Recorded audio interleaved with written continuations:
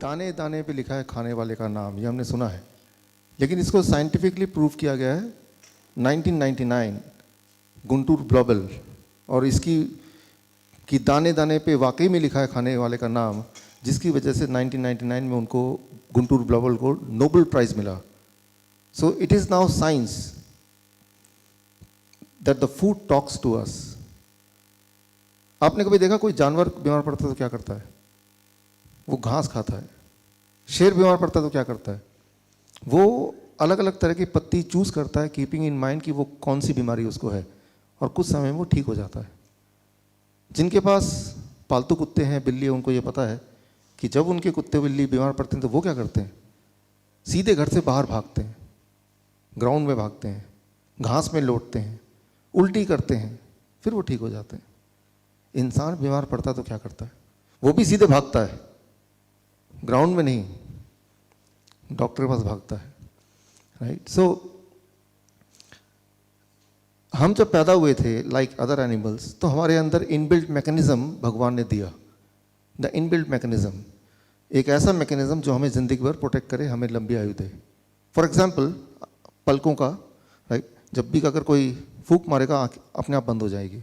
So that is the inbuilt mechanism. वो सीखने की ज़रूरत नहीं। एक बच्चा पैदा होता है, वो अपने आप ही नोज, राइट, माँ का दूध कैसे पीना है, वो इनबिल्ट मैकेनिज्म है।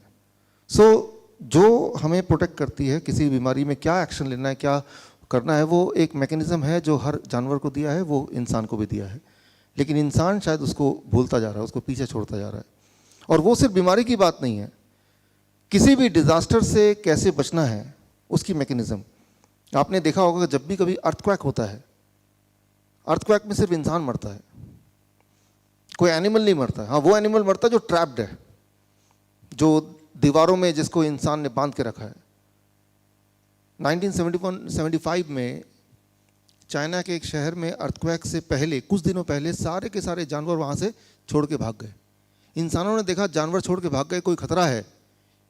1.5 लाख इंसान नो शहर छोड़ दिया, अर्थक्वेक आया, इंसान भी नहीं मरा।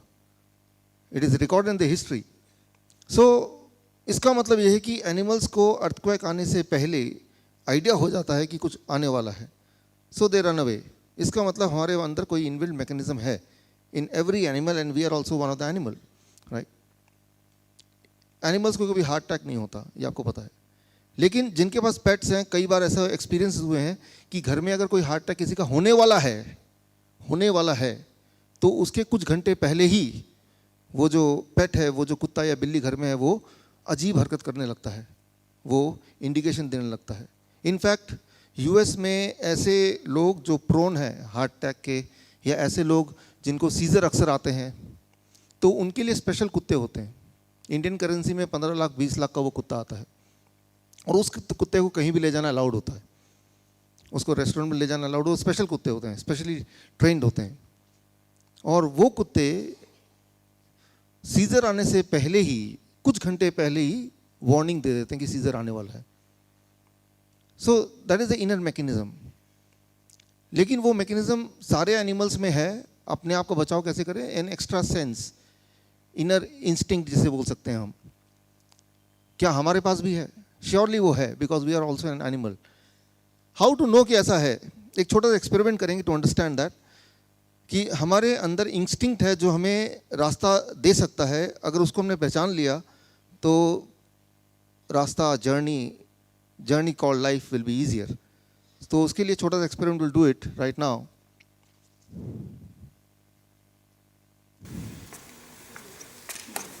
आपका फीडबैक फॉर्म है, उसको हाथ में लीजिए, take it in right hand, अपने दाएं हाथ में लीजिए। उसके उल्टे साइड, जिस साइड पे बना है उसको देखिए, हाथ में दाएं हाथ से पकड़िए उसको देखिए।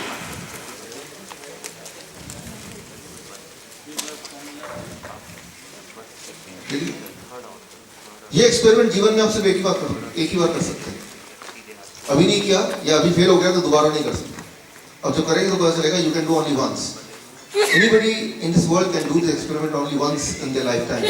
इसीलिए मैं चाहता हूँ ये एक्सपेरिमेंट पहली बार में सही हो तो ठीक है, नहीं तो दोबारा करने का मौका नहीं मिलेगा। क्यों ऐसा बोल रहा हूँ ये आपको थोड़ी देर बाद पता चल जाएगा। ओके, एक हाथ में आपका वो पेपर है जिसमें ये पिक्चर बना है, दूसरा हाथ खाली है, उसको दिल पे रखिए, पूरा कंसंट्रेट कीजिए, कोशिश कीजिए कि आवाज़ ना हो, मोबाइल के बेल ना बजे तो अच्छा है, डिस्ट्रैक्शन ना हो। अब अपने आप से बात कीजिए, टॉक टू योरसेल्फ, एक सवाल पूछिए। ये दो शेप्स आपके सामने हैं, इनमें से एक का नाम है बूबा, एक का नाम है किकी। बूबा और किकी। आपसे अपने आप से पूछिए, दिल से पूछिए कि भाई इनमें से बूबा कौन सा है, किकी कौन सा है।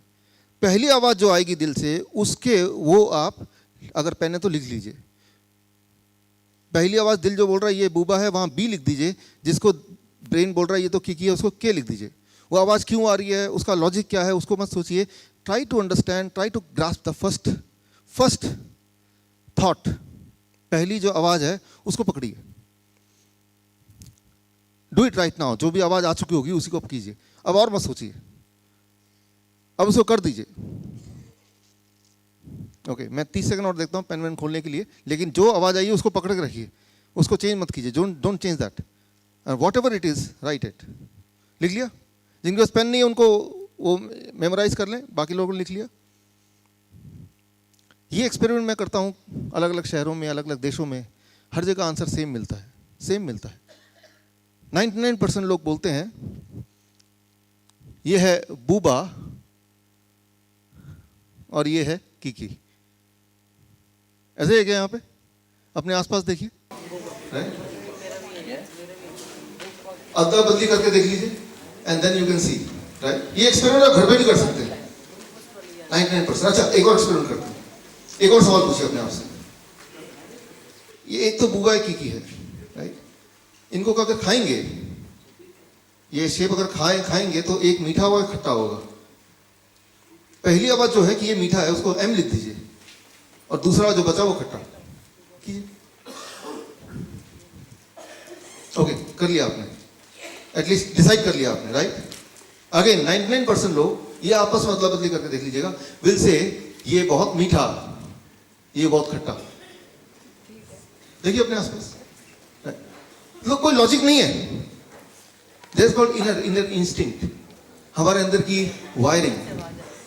इसको थोड़ा अंडरस्टैंड करते हैं, साइंटिफिक भाषा में थोड़ा समझने की कोशिश करते हैं, what it is all about.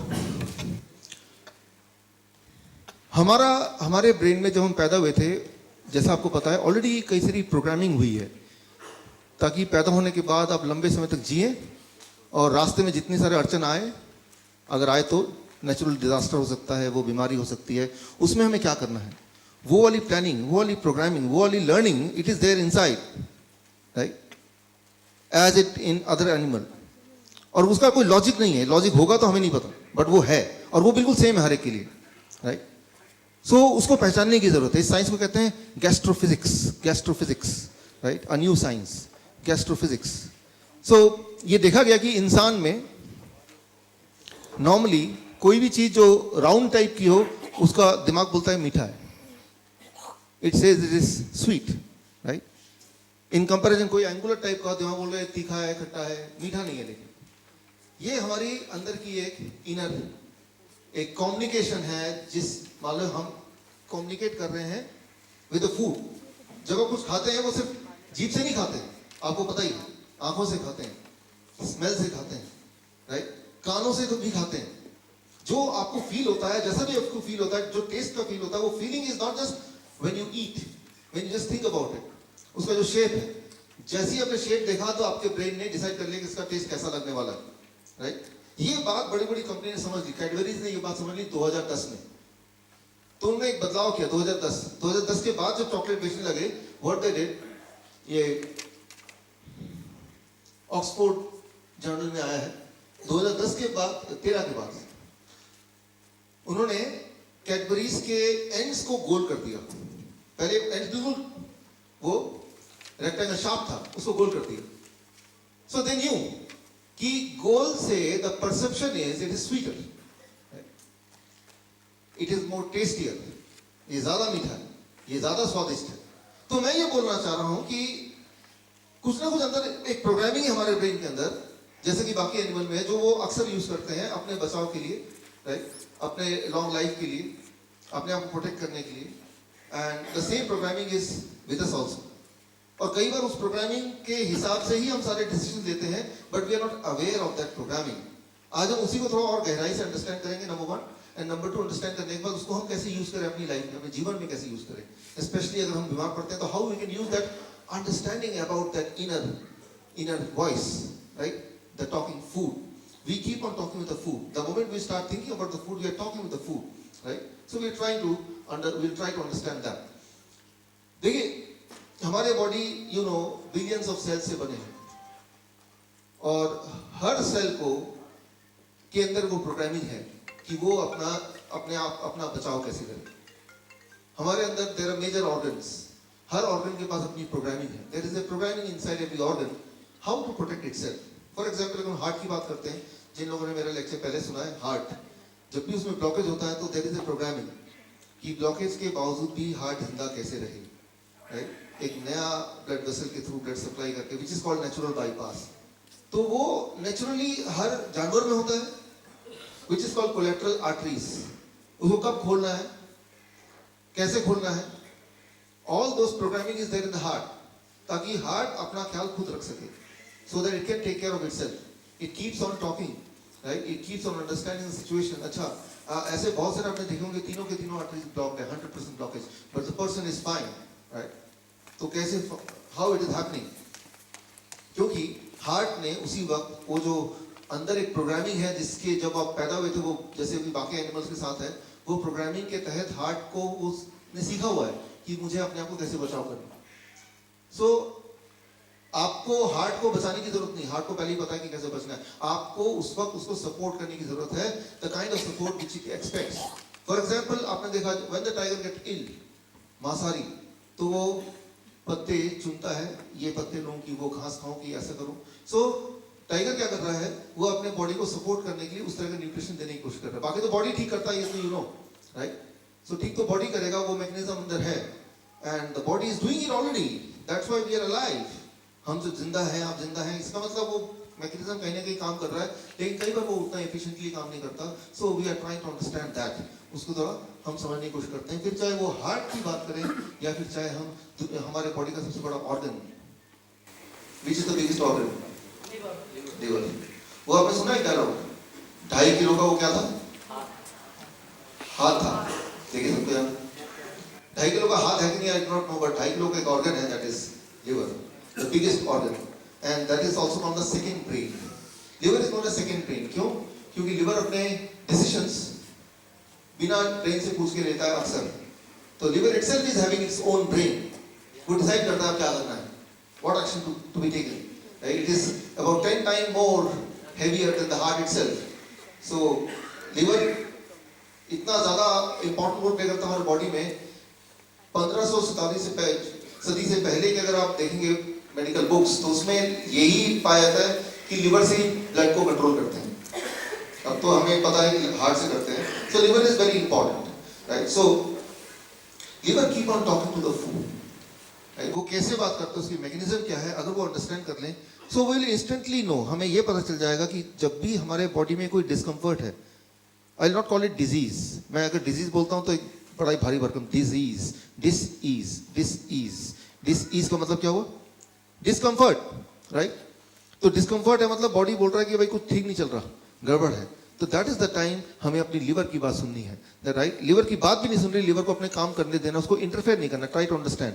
Liver को पता उसको क्या करना है, हार्ट को पता उसको क्या करना है, आपको सिर्फ ये देखना है कि बीच में अड़ंगी नहीं लगानी, let it work the way it want to work. सिर्फ उसकी आवाज को सुन के, जैसे अभी अपने आवाज को सुनी, आपको उसको सपोर्ट करना है, राइट। तो you need not to be highly intellectual, right, to understand. मैं एक छोटा सा एग्जांपल देता हूं आपको अंडरस्टैंड करने के लिए कि हमें बहुत ज्यादा दिमाग लगाने की जरूरत नहीं, बहुत इंटेलेक्ट होने की जरूरत नहीं है। किसी को बॉल कैच करना आता है? Anybody who can catch the ball?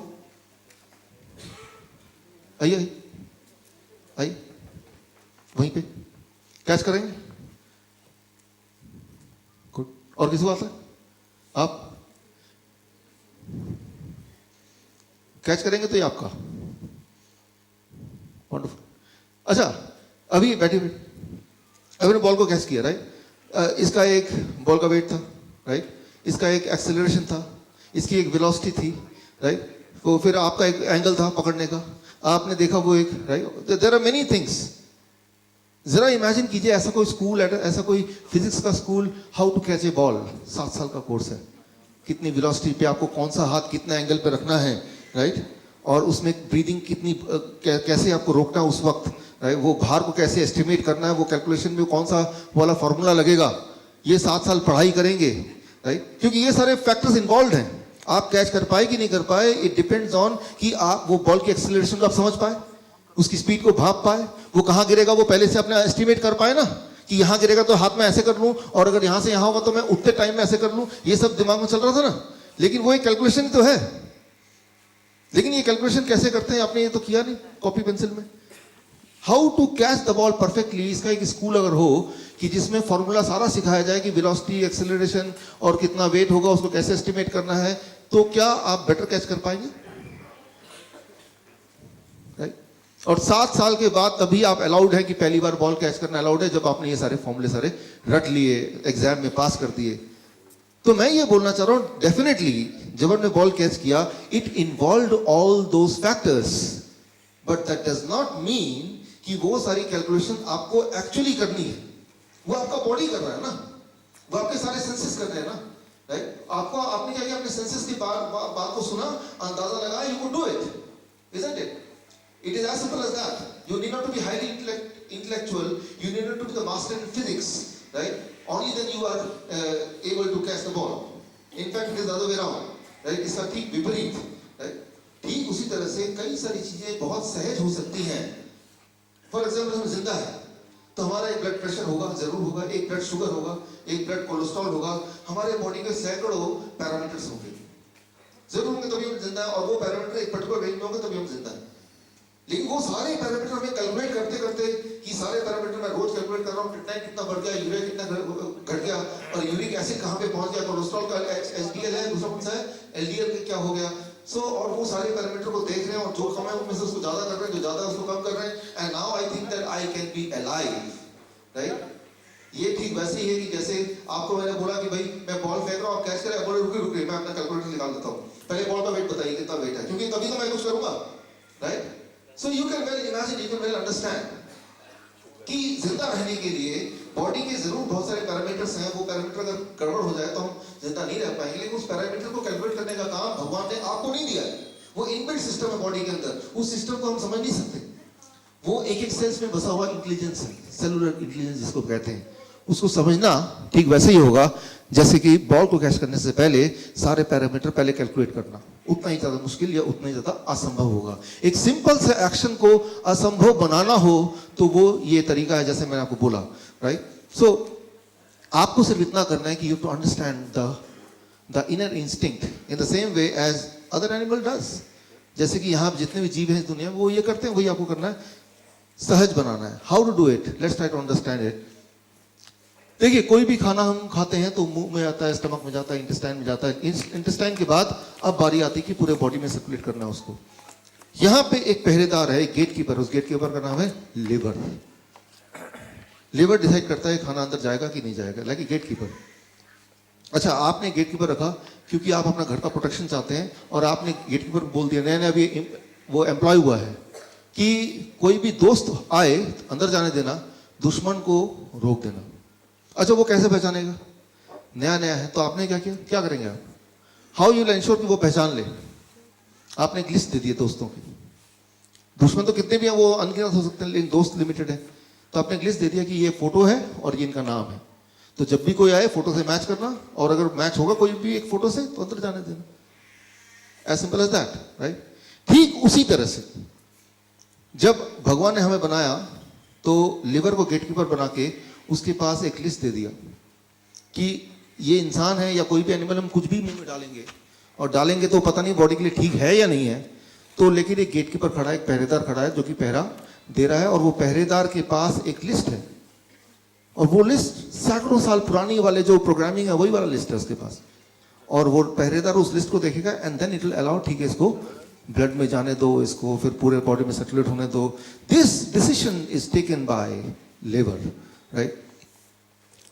भगवान ने जब हमें बनाया था, नेचर ने जब हमें बनाया था आज से कई मिलियन या हजारों साल पहले, तब की वो प्रोग्रामिंग है। उस वक्त बिस्किट था क्या, ब्रेड था क्या, मेडिसिन थे क्या? These things were not there. मैं ऐसा नहीं बोल रहा हूँ कि ये खराब है कि अच्छा है, मैं इस पर बोल ही नहीं रहा कुछ, मैं सिर्फ ये बोल रहा हूँ कि ये थे या नहीं थे, राइट? सो ये सब नहीं थे। फॉर एग्जाम्पल, एक बार मान लेते हैं कि आपने एक नया दोस्त बनाया, न्यू फ्रेंड, लेकिन उसका जो फोटो है उस गेटकीपर को नहीं दिया, वो उसको रोकेगा या जाने देगा? रोकेगा ना, उसके लिए तो वो है ही नहीं, एग्जिस्ट नहीं करता। सो आई एम नॉट सेइंग कि क्या खराब है क्या नहीं खराब है, आई एम जस्ट सेइंग कि एक लिस्ट है, वो लिवर के पास है, उस लिस्ट के अलावा कोई भी चीज अगर मुंह से पेट में जाएगा तो लिवर की ये रिस्पॉन्सिबिलिटी है कि उसको वो रोके। कैसे रोकता है वो? सिंपल भाषा में करें तो इसको ये है, it is called bio transformation.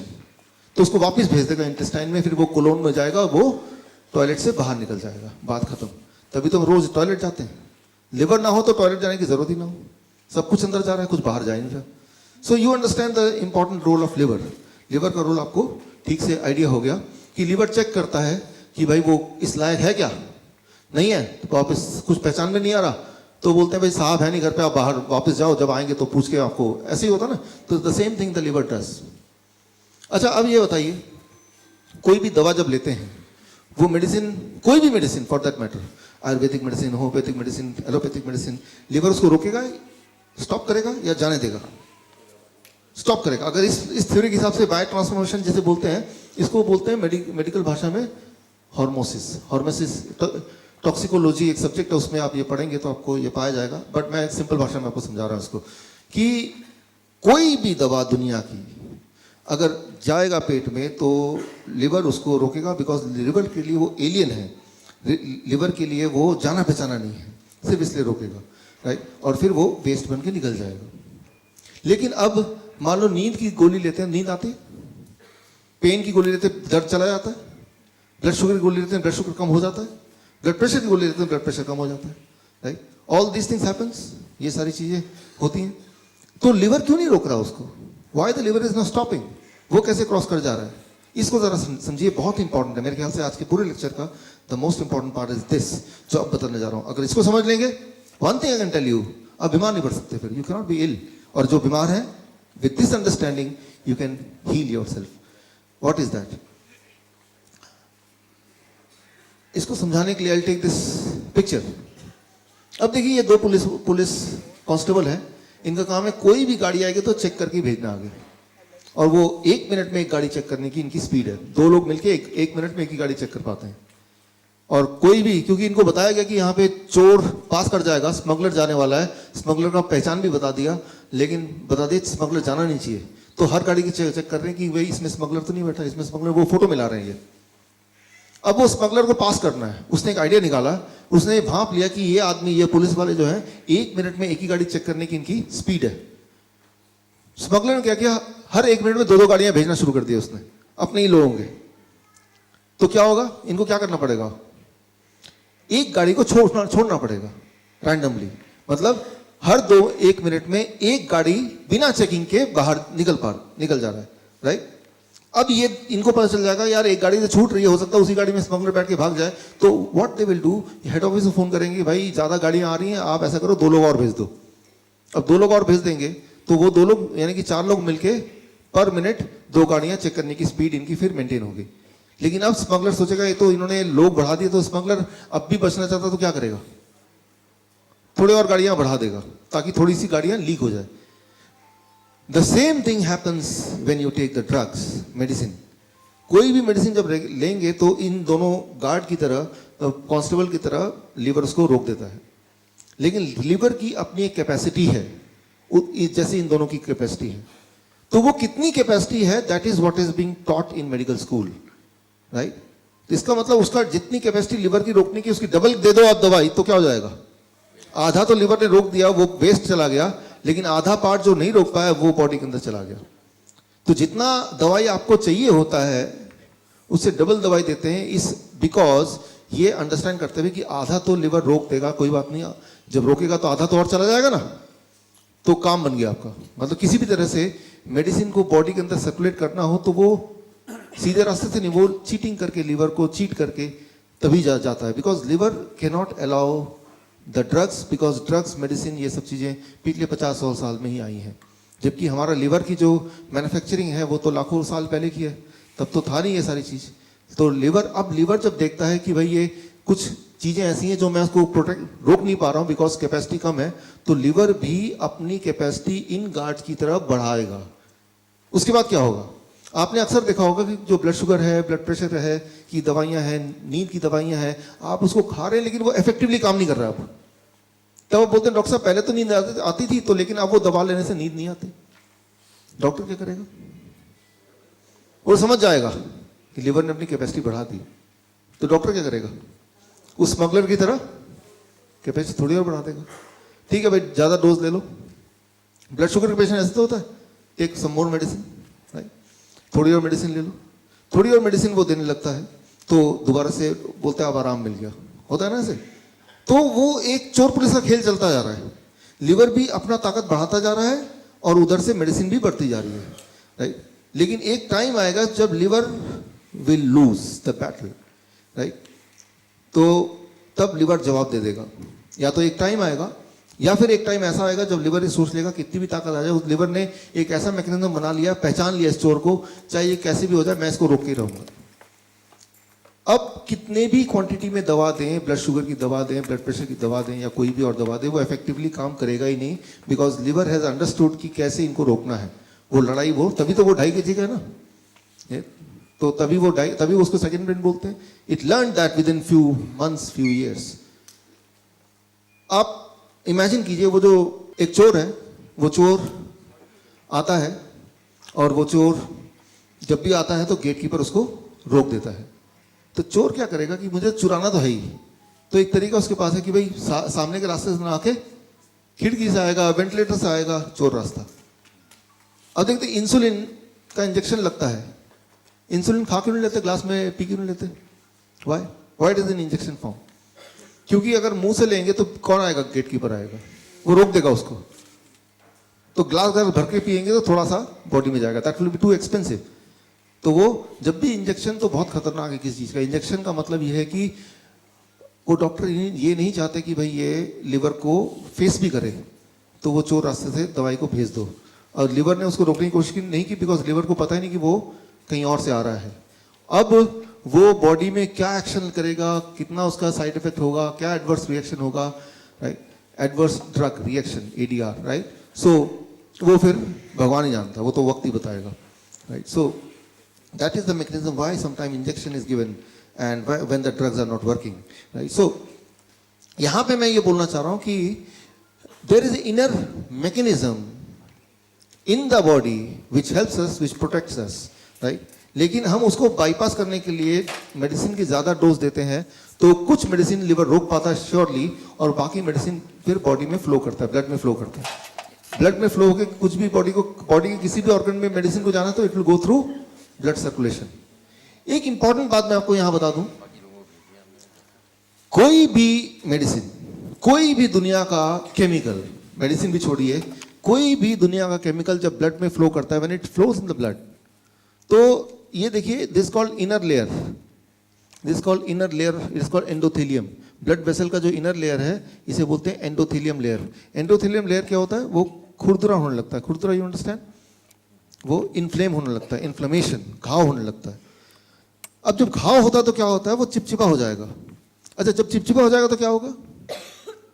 अब इसी ब्लड में कोलेस्ट्रॉल फ्लो कर रहा है, फैट फ्लो कर रहा है, प्रोटीन फ्लो कर रहा है, ब्रेकडाउन होने के बाद इसमें न्यूट्रिशन फ्लो कर रहा है, मिनरल फ्लो कर रहा है, तो वो क्या होगा? वो चिपचिपा है तो क्या होगा? वो सारे चिपकने लगेंगे। अच्छा, चिपकने से क्या होगा? What will it will convert into what? It will become blockage. अब वो ब्लॉकेज को ले लें और उसको माइक्रोस्कोप के अंदर डालेंगे, देखेंगे इसमें तो कोलेस्ट्रॉल है, तो बोलेंगे देखो cholesterol causes blockage. But do you really think cholesterol causes blockage? जरा सोचिए, घर में आप देखेंगे बाथरूम में पानी लीक कर रहा है, तो पानी लीक कर रहा है, आपने किसी को बुलाया, पानी लीक कर रहा है, बोलेगा ऊपर का पानी का सप्लाई बंद कर दो क्योंकि पानी पानी है, तो राइट। सो पानी लीक कर रहा है तो पानी की गलती नहीं है, कहीं पे लीक होगा तो उसको ठीक करो, राइट। सिमिलरली अगर ब्लॉकेज है तो वो कोलेस्ट्रॉल दिखेगा, उसमें कैल्शियम दिखेगा, उसमें और बहुत सारे फैट देखेंगे, दैट डज नॉट मीन कि उनकी वजह से है। उसका मतलब सिर्फ इतना है कि वो इन्फ्लेमेशन को, घाव को दूर करना है, ना कि कोलेस्ट्रॉल इटसेल्फ को कम करना है। देखिए, अगर मैं छोटी सी बात बोलूं, कोलेस्ट्रॉल, व्हाट इज कोलेस्ट्रॉल? एक अंडा लीजिए, अच्छा अंडे को एक पर्टिकुलर सर्कमस्टेंस में रखते हैं, कुछ दिनों तक उसको घुमाते हैं, एक पर्टिकुलर टेम्परेचर देते हैं, तो क्या होता है उसके अंदर से एक चिड़िया निकल आती है। अंडे के अंदर चिड़िया निकल गई, ऐसा क्या है उसके अंदर कि उसके अंदर एक लाइफ छुपा था, वो लाइफ में कन्वर्ट हो गया। अगर किसी लैब में देंगे तो लैब वाला बताएगा 68% of the energy inside that egg is cholesterol, and rest जो है वो बाकी सारी चीजें, जितनी सारी न्यूट्रिएंट और होते हैं। नो कोलेस्ट्रॉल नो लाइफ, बल्कि कोलेस्ट्रॉल को एक्स कैटेगरी ड्रग में डाला हुआ है। एक्स कैटेगरी मतलब जो लोग प्रेग्नेंट होना चाहते हैं वो ये ना ले, क्योंकि कोलेस्ट्रॉल कम करेंगे तो जीवन कम हो जाएगा। तो कोलेस्ट्रॉल एक बहुत अच्छी चीज़ है, इनफैक्ट उसके बिना जीवन शुरू नहीं हो सकती थी। हमारे बाल बढ़ते हैं, हमारे नाखून बढ़ते हैं, हमारे ब्लड चेंज होते हैं, हर 3-4 महीने में नए ब्लड आते हैं, स्किन चेंज होता है, उसकी सबकी आउटर लेयर किस चीज़ का बना हुआ है? कोलेस्ट्रॉल। तो उसको कम करने की ज़रूरत नहीं है, वो तो ज़्यादा ही होना चाहिए। लेकिन यहाँ पे हम ये दिखाएंगे, देखो इसके अंदर कोलेस्ट्रॉल है, इसको हटाओ। कोलेस्ट्रॉल कितना भी हटा लें, वो जब तक चिपचिपाहट रहेगी तब तक ब्लॉकेज रहेगा, राइट? तो अब चिपचिपाहट ना रहे उसके लिए क्या करना पड़ेगा? अब देखिए, हमारे आसपास की सड़क है जो गाड़ियों के लिए बनी है, गाड़ी मतलब कार जिसमें टायर होते हैं, अगर वहां पे टैंक कोई चलाए तो, टैंक जंग का टैंक, तो क्या होगा उस सड़क में? What will happen? रोड टूट जाएगा, क्योंकि वो जो रोड बना था, वो रोड बनाते वक्त इस बात को नहीं ध्यान दिया गया था कि इस पे टैंक भी चले। टैंक के लिए वो सुटेबल रोड नहीं है, राइट? तो अच्छा, उस रोड को टूटने से बचाने के लिए क्या करना पड़ेगा? सिर्फ एक ही तरीका है कि टैंक को वहां चलने ना दिया जाए। कोई बोले टैंक भी चलेगा और रोड भी ना टूटे, वो हो नहीं सकता, बिकॉज रोड जब बना था तो वो उसकी जो मजबूती है वो टैंक के हिसाब से नहीं थी। तो सिर्फ एक ही चीज आप कर सकते हैं कि टैंक चलाए ना, और चलाएगा तो वो टैंक कोई चलाएगा तो रोड तो टूटेगा ही टूटेगा। सिमिलरली हमारा जो ब्लड वेसल है, जो इनर सेल इंडोथेलियम लेयर है, इसकी बनावट ऐसी है कि कोई भी केमिकल जब इसमें फ्लो करेगा, कोई भी केमिकल फॉर दैट मैटर, तो वो खुरदरा होगा, चिपचिपाहट हो जाएगी, और वो चिपचिपाहट होगी तो उसको ब्लॉकेज बोलते हैं। वही वाला ब्लॉकेज अगर किडनी में होगा तो इट्स कॉल्ड किडनी फेलियर, वही ब्लॉकेज हार्ट में होगा तो इट्स कॉल्ड हार्ट फेलियर, वही ब्लॉकेज ब्रेन में होगा तो इट में कॉज ब्रेन स्ट्रोक, वही ब्लॉकेज अगर पैनक्रियाज में होगा पैनक्रियाटिस। सो कई सारी चीजों में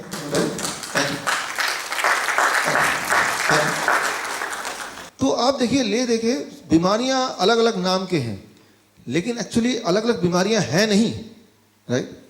लेकिन अगर बचना चाहते हैं उनसे तो उससे एक ही चीज करनी पड़ेगी, वो चिपचिपाहट ना हो। और चिपचिपाहट ना हो उसके लिए सिर्फ एक ही चीज करना पड़ेगा कि कोई ऐसी चीज सर्कुलेशन में भेजो ही नहीं जिसके लिए वो रोड बनी नहीं है, डिजाइन नहीं है। ये बात हमें समझनी पड़ेगी।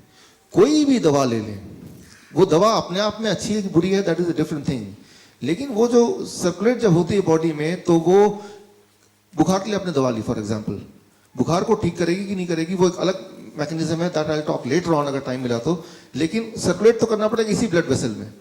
तो एक चीज हर दवा करती है, it makes your blood vessel inflamed, right?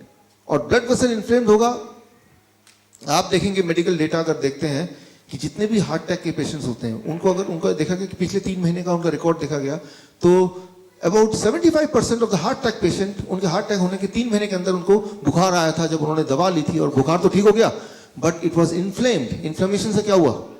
Blockage, उससे क्या हुआ? Heart attack, right? तो हम एक बीमारी को ठीक कर रहे हैं but that lead to other thing, और दोनों को आपस में हम कनेक्ट भी नहीं कर पा रहे हैं कि ये हार्ट अटैक जो हुआ इसके कारण बुखार है।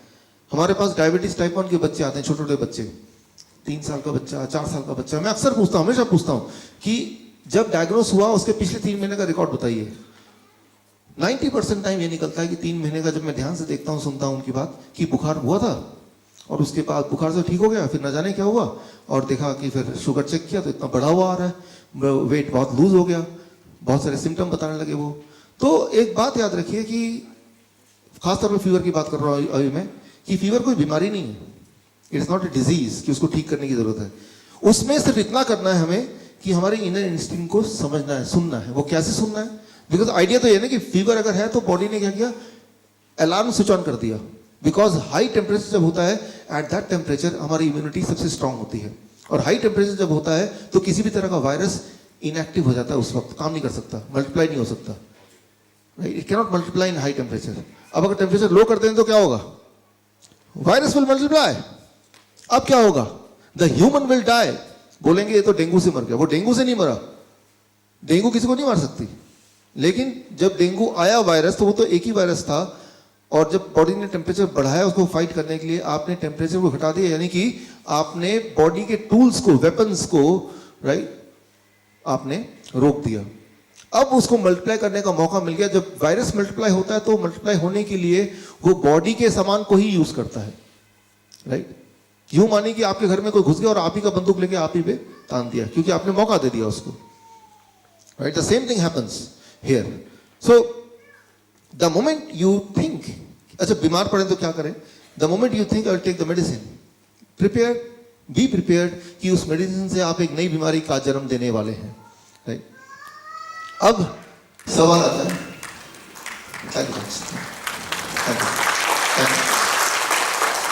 अब सवाल आता है कि तो फिर अगर ऐसी सब बातें हैं तो लोग कोई भी दवा खाते हैं, बीमारी पड़ते हैं, तो जाते क्यों हैं? अब देखिए एक इंपॉर्टेंट वर्ड है यहाँ पे, दैट इज कॉल्ड एक्सपेक्टेशन, उम्मीद। उम्मीद होती है कि उम्मीद है कि हम ठीक हो जाएंगे। ह्यूमन ब्रेन जो है वो लॉजिक पे नहीं चल रहा, ह्यूमन ब्रेन है वो उम्मीद पे चलता है। उम्मीद अपने आप में एक साइंस है, expectation is a science, I will get all right, right? आज से 100 साल पहले, 200 साल पहले लोग मंदिर जाते थे, पूजा करते थे, ठीक हो जाते थे। उम्मीद, it is called, medical science में इसको बोलते हैं प्लेसिबो, प्लेसिबो, प्लेसिबो, राइट? ये अपने आप में साइंस है। आपको लगा कि मैं ठीक हो सकता हूं, वो जो लगना अपने आप में, वो भी एक इंपॉर्टेंट रोल प्ले करता है। फिर वो लगा कैसे, किस चीज की वजह से लगा? कोई ताबीज पहन लिया तब लगा, या फिर कोई दवा खा ली तब लगा, या किसी मंदिर में गए तब लगा, किसी ने मन्नत मांगी तब लगा। तो उसका भी एक कंट्रीब्यूशन होता है जो आपके हीलिंग में काम करता है। वो 100% काम नहीं करेगा, लेकिन उसका एक कंट्रीब्यूशन, एक पार्टली कंट्रीब्यूशन है, that plays an important role. Thailand में कई तरह की मेडिकल पद्धति है, यहाँ तो फिर एलोपैथी है, सिर्फ एलोपैथी इज 99% और बाकी सारा 1%। इंडिया में, थाईलैंड में ऐसा नहीं है। वहाँ एक सिस्टम है एलोपैथिक सिस्टम, एक सिस्टम है allopathic plus Chinese, dual system, तीसरा सिस्टम है सिर्फ चाइनीज सिस्टम, चौथा है ट्रेडिशनल। ट्रेडिशनल मतलब बाप ने अपने बेटे को बताया, बेटे ने अपने बेटे को बताया, कहीं लिखा पढ़ा नहीं है, एक जनरेशन चला आ रहा है। फिर एक सिस्टम है क्वैक, क्वैक मतलब आरएमपी टाइप, जो डॉक्टर नहीं है लेकिन कुछ भी दवा देके, जो जड़ी बूटी देके, कुछ भी देके उसको ठीक कर रहा है। WHO ने स्टडी किया इन पांचों मेथड में से किससे लोग ज्यादा ठीक होते हैं, किसमें लोग ज्यादा सेटिस्फाइड हैं। और WHO ने ये दिया, उनका जो मेडिकल, उनका जो कंक्लूजन आया कि पांचों की पांचों पद्धतियां बिल्कुल अच्छी हैं, पांचों से ही लोग उतने ही ठीक हो रहे हैं, एक जैसे ही ठीक हो रहे हैं। तो अल्टीमेटली आप कहीं जाएं, एक फेथ से जाते हैं। अगर आप मेरे पास आएंगे, there is a faith, body तब तक ठीक कर रही है, राइट? वो तो बॉडी कर ही रही है, और आपका फेथ मुझसे जुड़ा हुआ है, अल्टीमेटली आपको ठीक होना ही है। अब ठीक किसने किया? मैंने किया, right? So try to understand, that is one faith. जहां भी आपका फेथ है वो फेथ काम करेगा। लेकिन फेथ अपनी जगह पे काम कर रहा है, लेकिन आप कुछ ऐसी चीजें खा रहे हैं जो बॉडी को हार्म कर रहा है, तो वो बीमारी तो ठीक हो गई, लेकिन एक नई बीमारी का जन्म भी साथ में हो गया। That's what we have to understand here, right? So यहां हम बात कर रहे थे एक्सपेक्टेशन की, प्लेसिबो की। मैं एक छोटा सा एग्जाम्पल दे रहा हूं to make you understand expectation क्या होता है, हमारा ब्रेन कैसे काम करता है। आज का टॉपिक है टॉकिंग फूड। आप कॉफी लेने गए, आप कॉफी वेंडिंग मशीन देखा आपने? पहले एक आवाज आती, धुआं निकलता है, आर एबल टू रिलेट? होता ना ऐसे? वो जो ये देखा गया है कि ऐसे रेस्टोरेंट जहां पे कॉफी वेंडिंग मशीन बाहर लगी हुई है, जहां कस्टमर्स को देख पा रहा है, वो आवाज सुन पा रहा है, वो वाला कॉफी ज्यादा टेस्टी। लेकिन अगर वो मशीन अंदर कर दिया किचन में, सिर्फ सीधा कॉफी लेके आ गए, तो टेस्ट थोड़ा कम है आज का, राइट? तो you are eating by your ears, अब कान से, राइट? तो ये पूरी एक बहुत बड़ी स्टडी है, ये बहुत बड़े मेडिकल जर्नल में ये आया है। We are eating by our ears, अपने कान से हम खाते हैं। मैं आपको उदाहरण देता हूं इसको समझाने के लिए।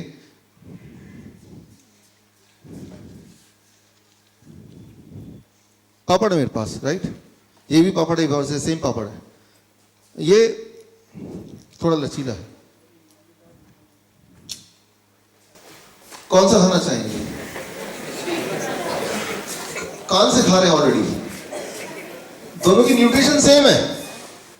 जब इसको जीभ में लेंगे तो केमिकल जो रिएक्शंस होते हैं जिससे टेस्ट आता है वो बिल्कुल सेम है, वो अलग नहीं हुआ, चेंज नहीं हुआ। न्यूट्रिशन चेंज हुआ नहीं हुआ, केमिकल एक्शन जब इसको चबाएंगे चेंज हुआ नहीं हुआ, चेंज क्या हुआ? अरे क्या टेस्ट है, मुंह में पानी आ गया।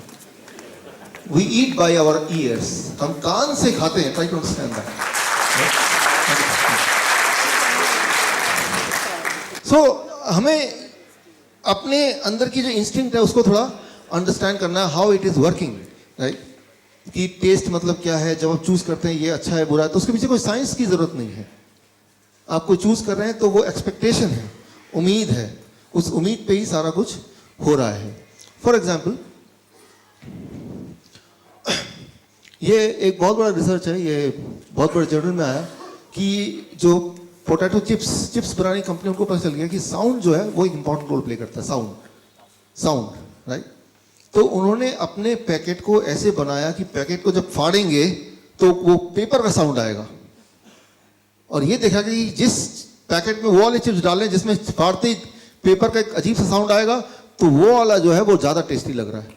सो दैट इज व्हाट, कि उनका ध्यान चिप्स पे नहीं है मैन्युफैक्चरर का, कि उसका पैकेट की ऐसी आवाज आनी चाहिए कि एक आवाज। आप एक घर पे जाके एक्सपेरिमेंट करके देखिए आज, राइट? सो अपने बच्चों के साथ करके देखिए। मान लीजिए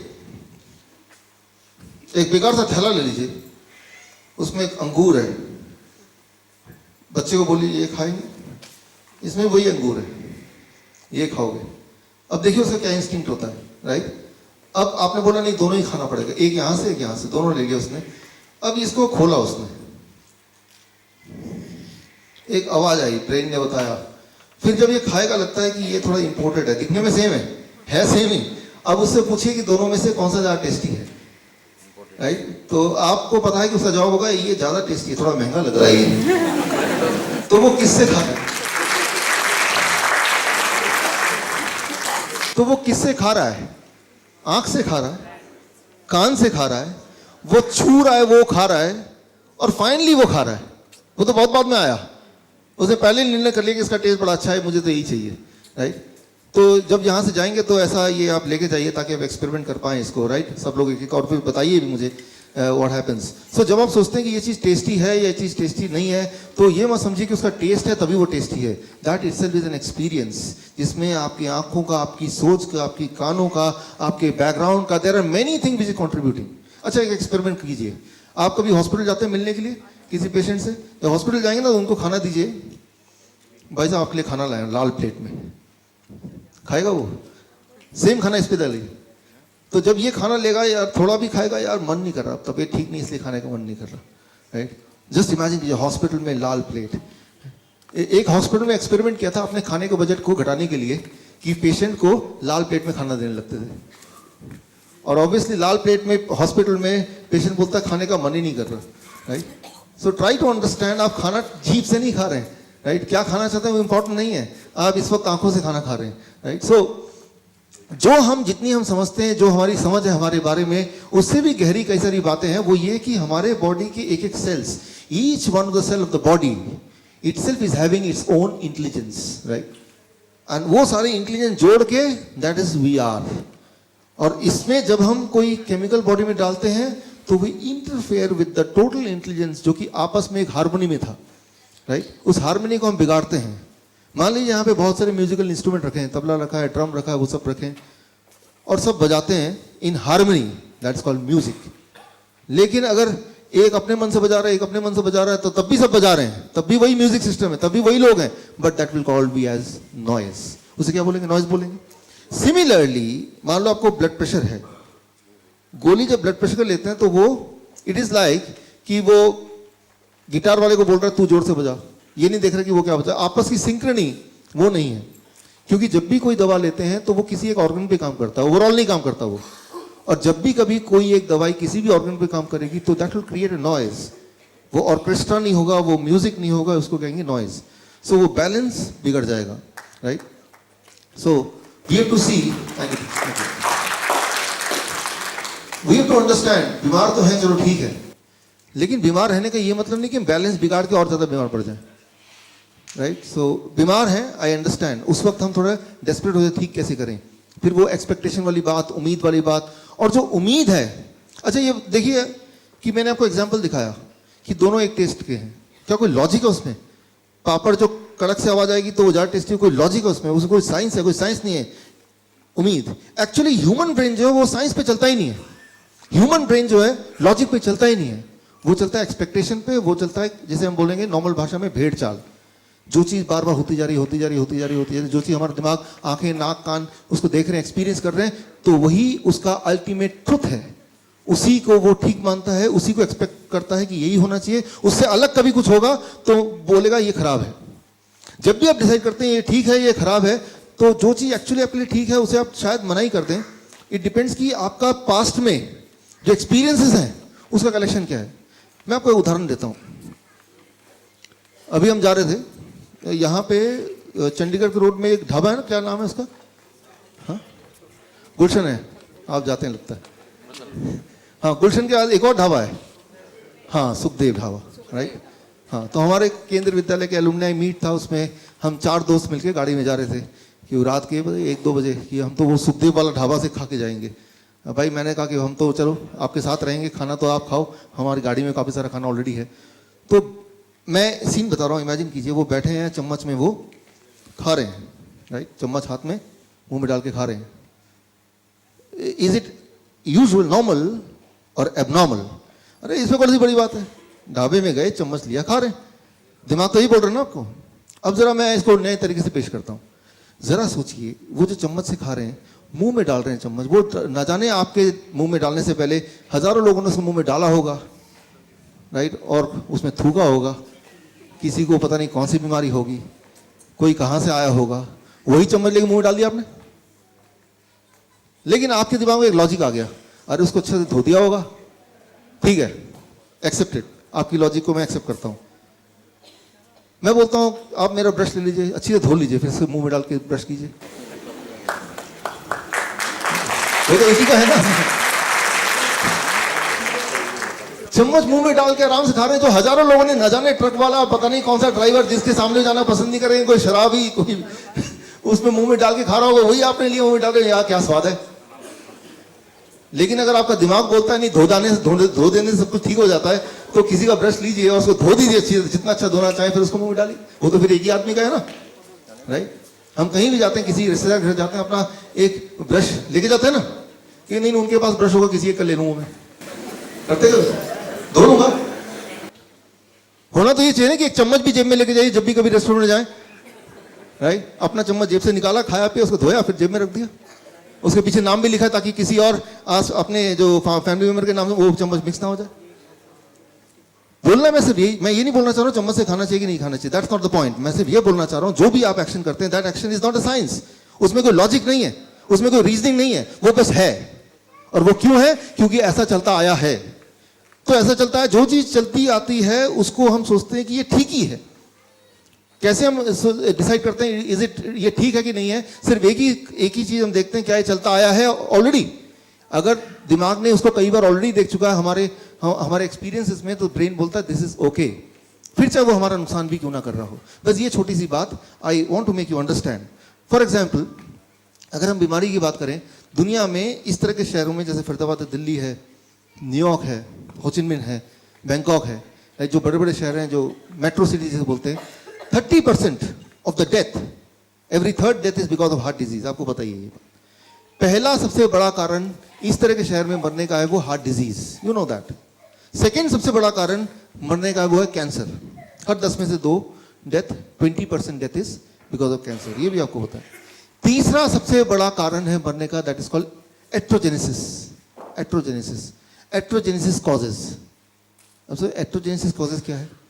एट्रोजेनेसिस का हिंदी में मतलब है डॉक्टर या मेडिसिन की वजह से death. That is about, according to journal of American medical association, 15%। World average, India का एवरेज क्या है वो पता नहीं, लेकिन वर्ल्ड एवरेज है मेट्रो सिटीज के 15%। यानी कि 100 लोग अगर गए इलाज कराने, तो वो 15 लोग जिंदा रहते अगर वो जाते नहीं तो। लेकिन फिर भी जाते हैं। क्यों? क्योंकि जाते आए हैं।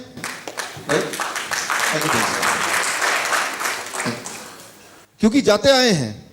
ये तो आंकड़े दिखा रहे हैं, ये मेरे आंकड़े है नहीं, जर्नल ऑफ अमेरिकन मेडिकल। अच्छा, इसको और मैं रोबोस्ट करता हूँ। सारी जो सिस्टम चलते हैं मेडिकल की दुनिया में, जो अच्छे महंगे सिस्टम, जो ज़्यादा इफेक्टिव सिस्टम है, वो अमेरिका से आते हैं, एलोपैथिक सिस्टम।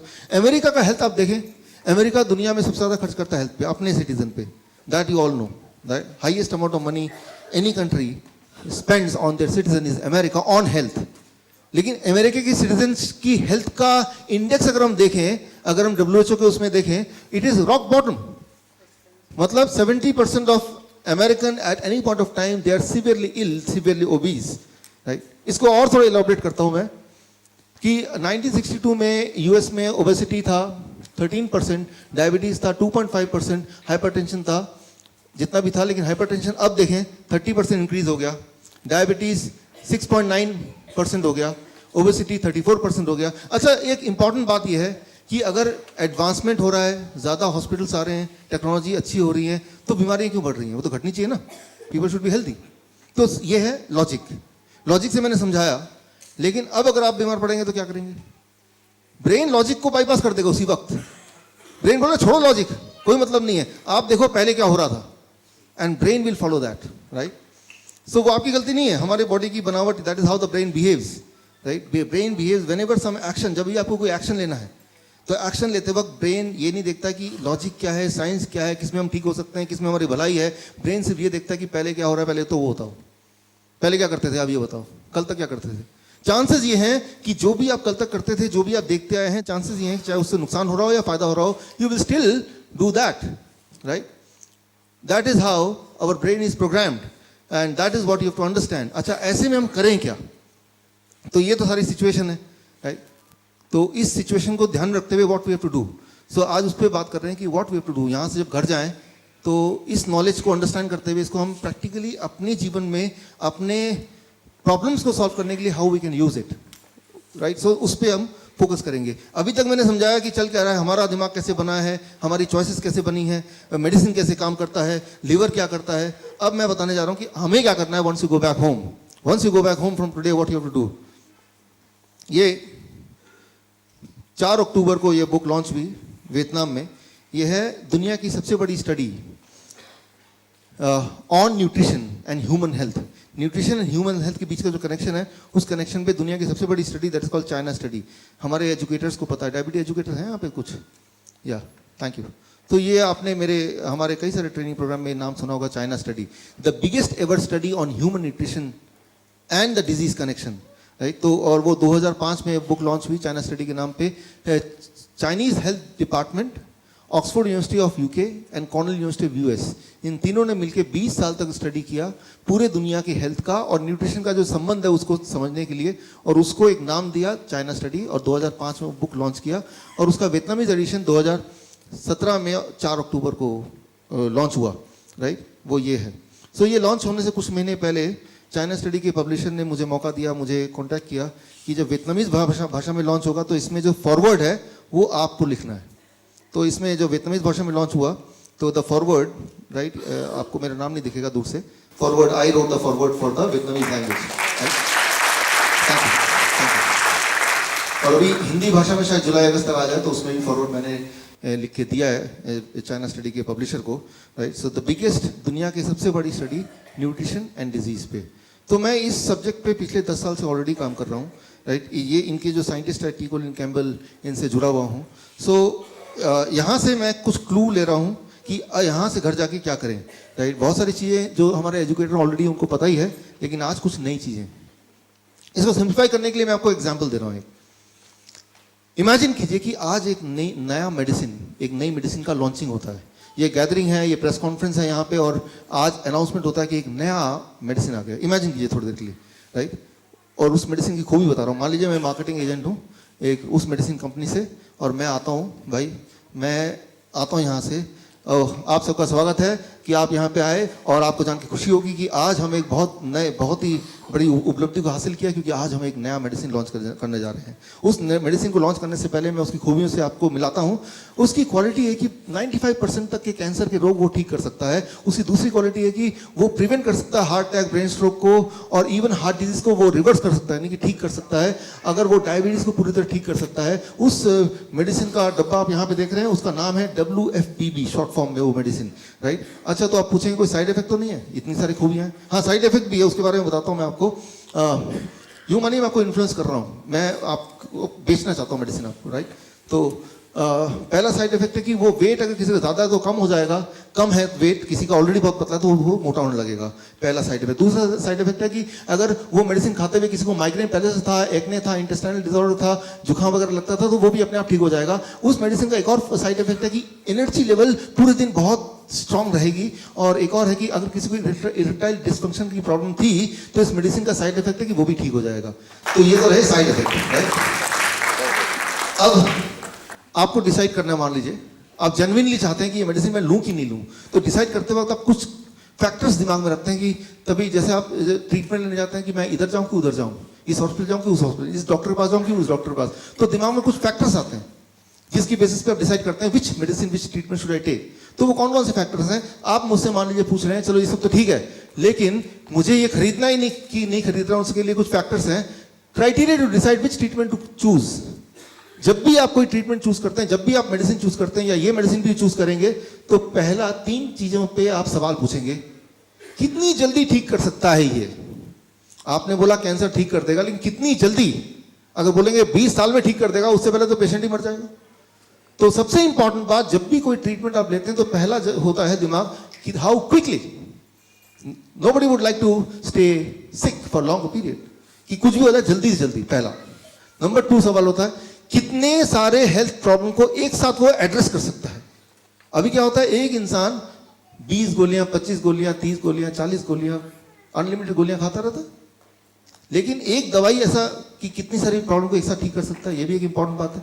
जितनी ज्यादा प्रॉब्लम को एक साथ ठीक करेगा, उतना ज्यादा चांसेस हैं कि आप उसको खरीद लें। तीसरा बात, how much will the health improve. एक तो है कि टेम्पररी रिलीफ मिलेगा या परमानेंटली वो क्योर होगा। तो ये 3 एक मेजर बातें हैं जिस पे आप डिसाइड करेंगे कि भाई वो मेडिसिन लेना है कि नहीं लेना है, राइट। तो सबसे पहले हाउ क्विकली इट वर्क्स, कितना जल्दी वो ठीक करेगा, इस पे बात करते हैं इन कंपैरिजन टू बाकी अवेलेबल दवाइयाँ, है ना। तो ये जब गाड़ी खरीदते हैं तो इसकी एवरेज कितनी है?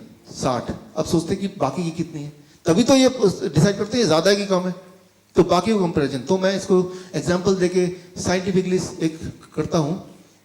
2006 में एक दवाई आई थी रेनोलाजीन, और ये दवाई थी, अभी भी है, एंजाइना, हार्ट, दिल के दर्द होगा तो डॉक्टर पास जाएंगे, ये अगर दवाई देंगे तो ये दवाई कोई 6 हफ्ते तक खाएगा तो फिर उसके हार्ट का जो पेन है, जो एंजाइना, वो कम हो जाएगा।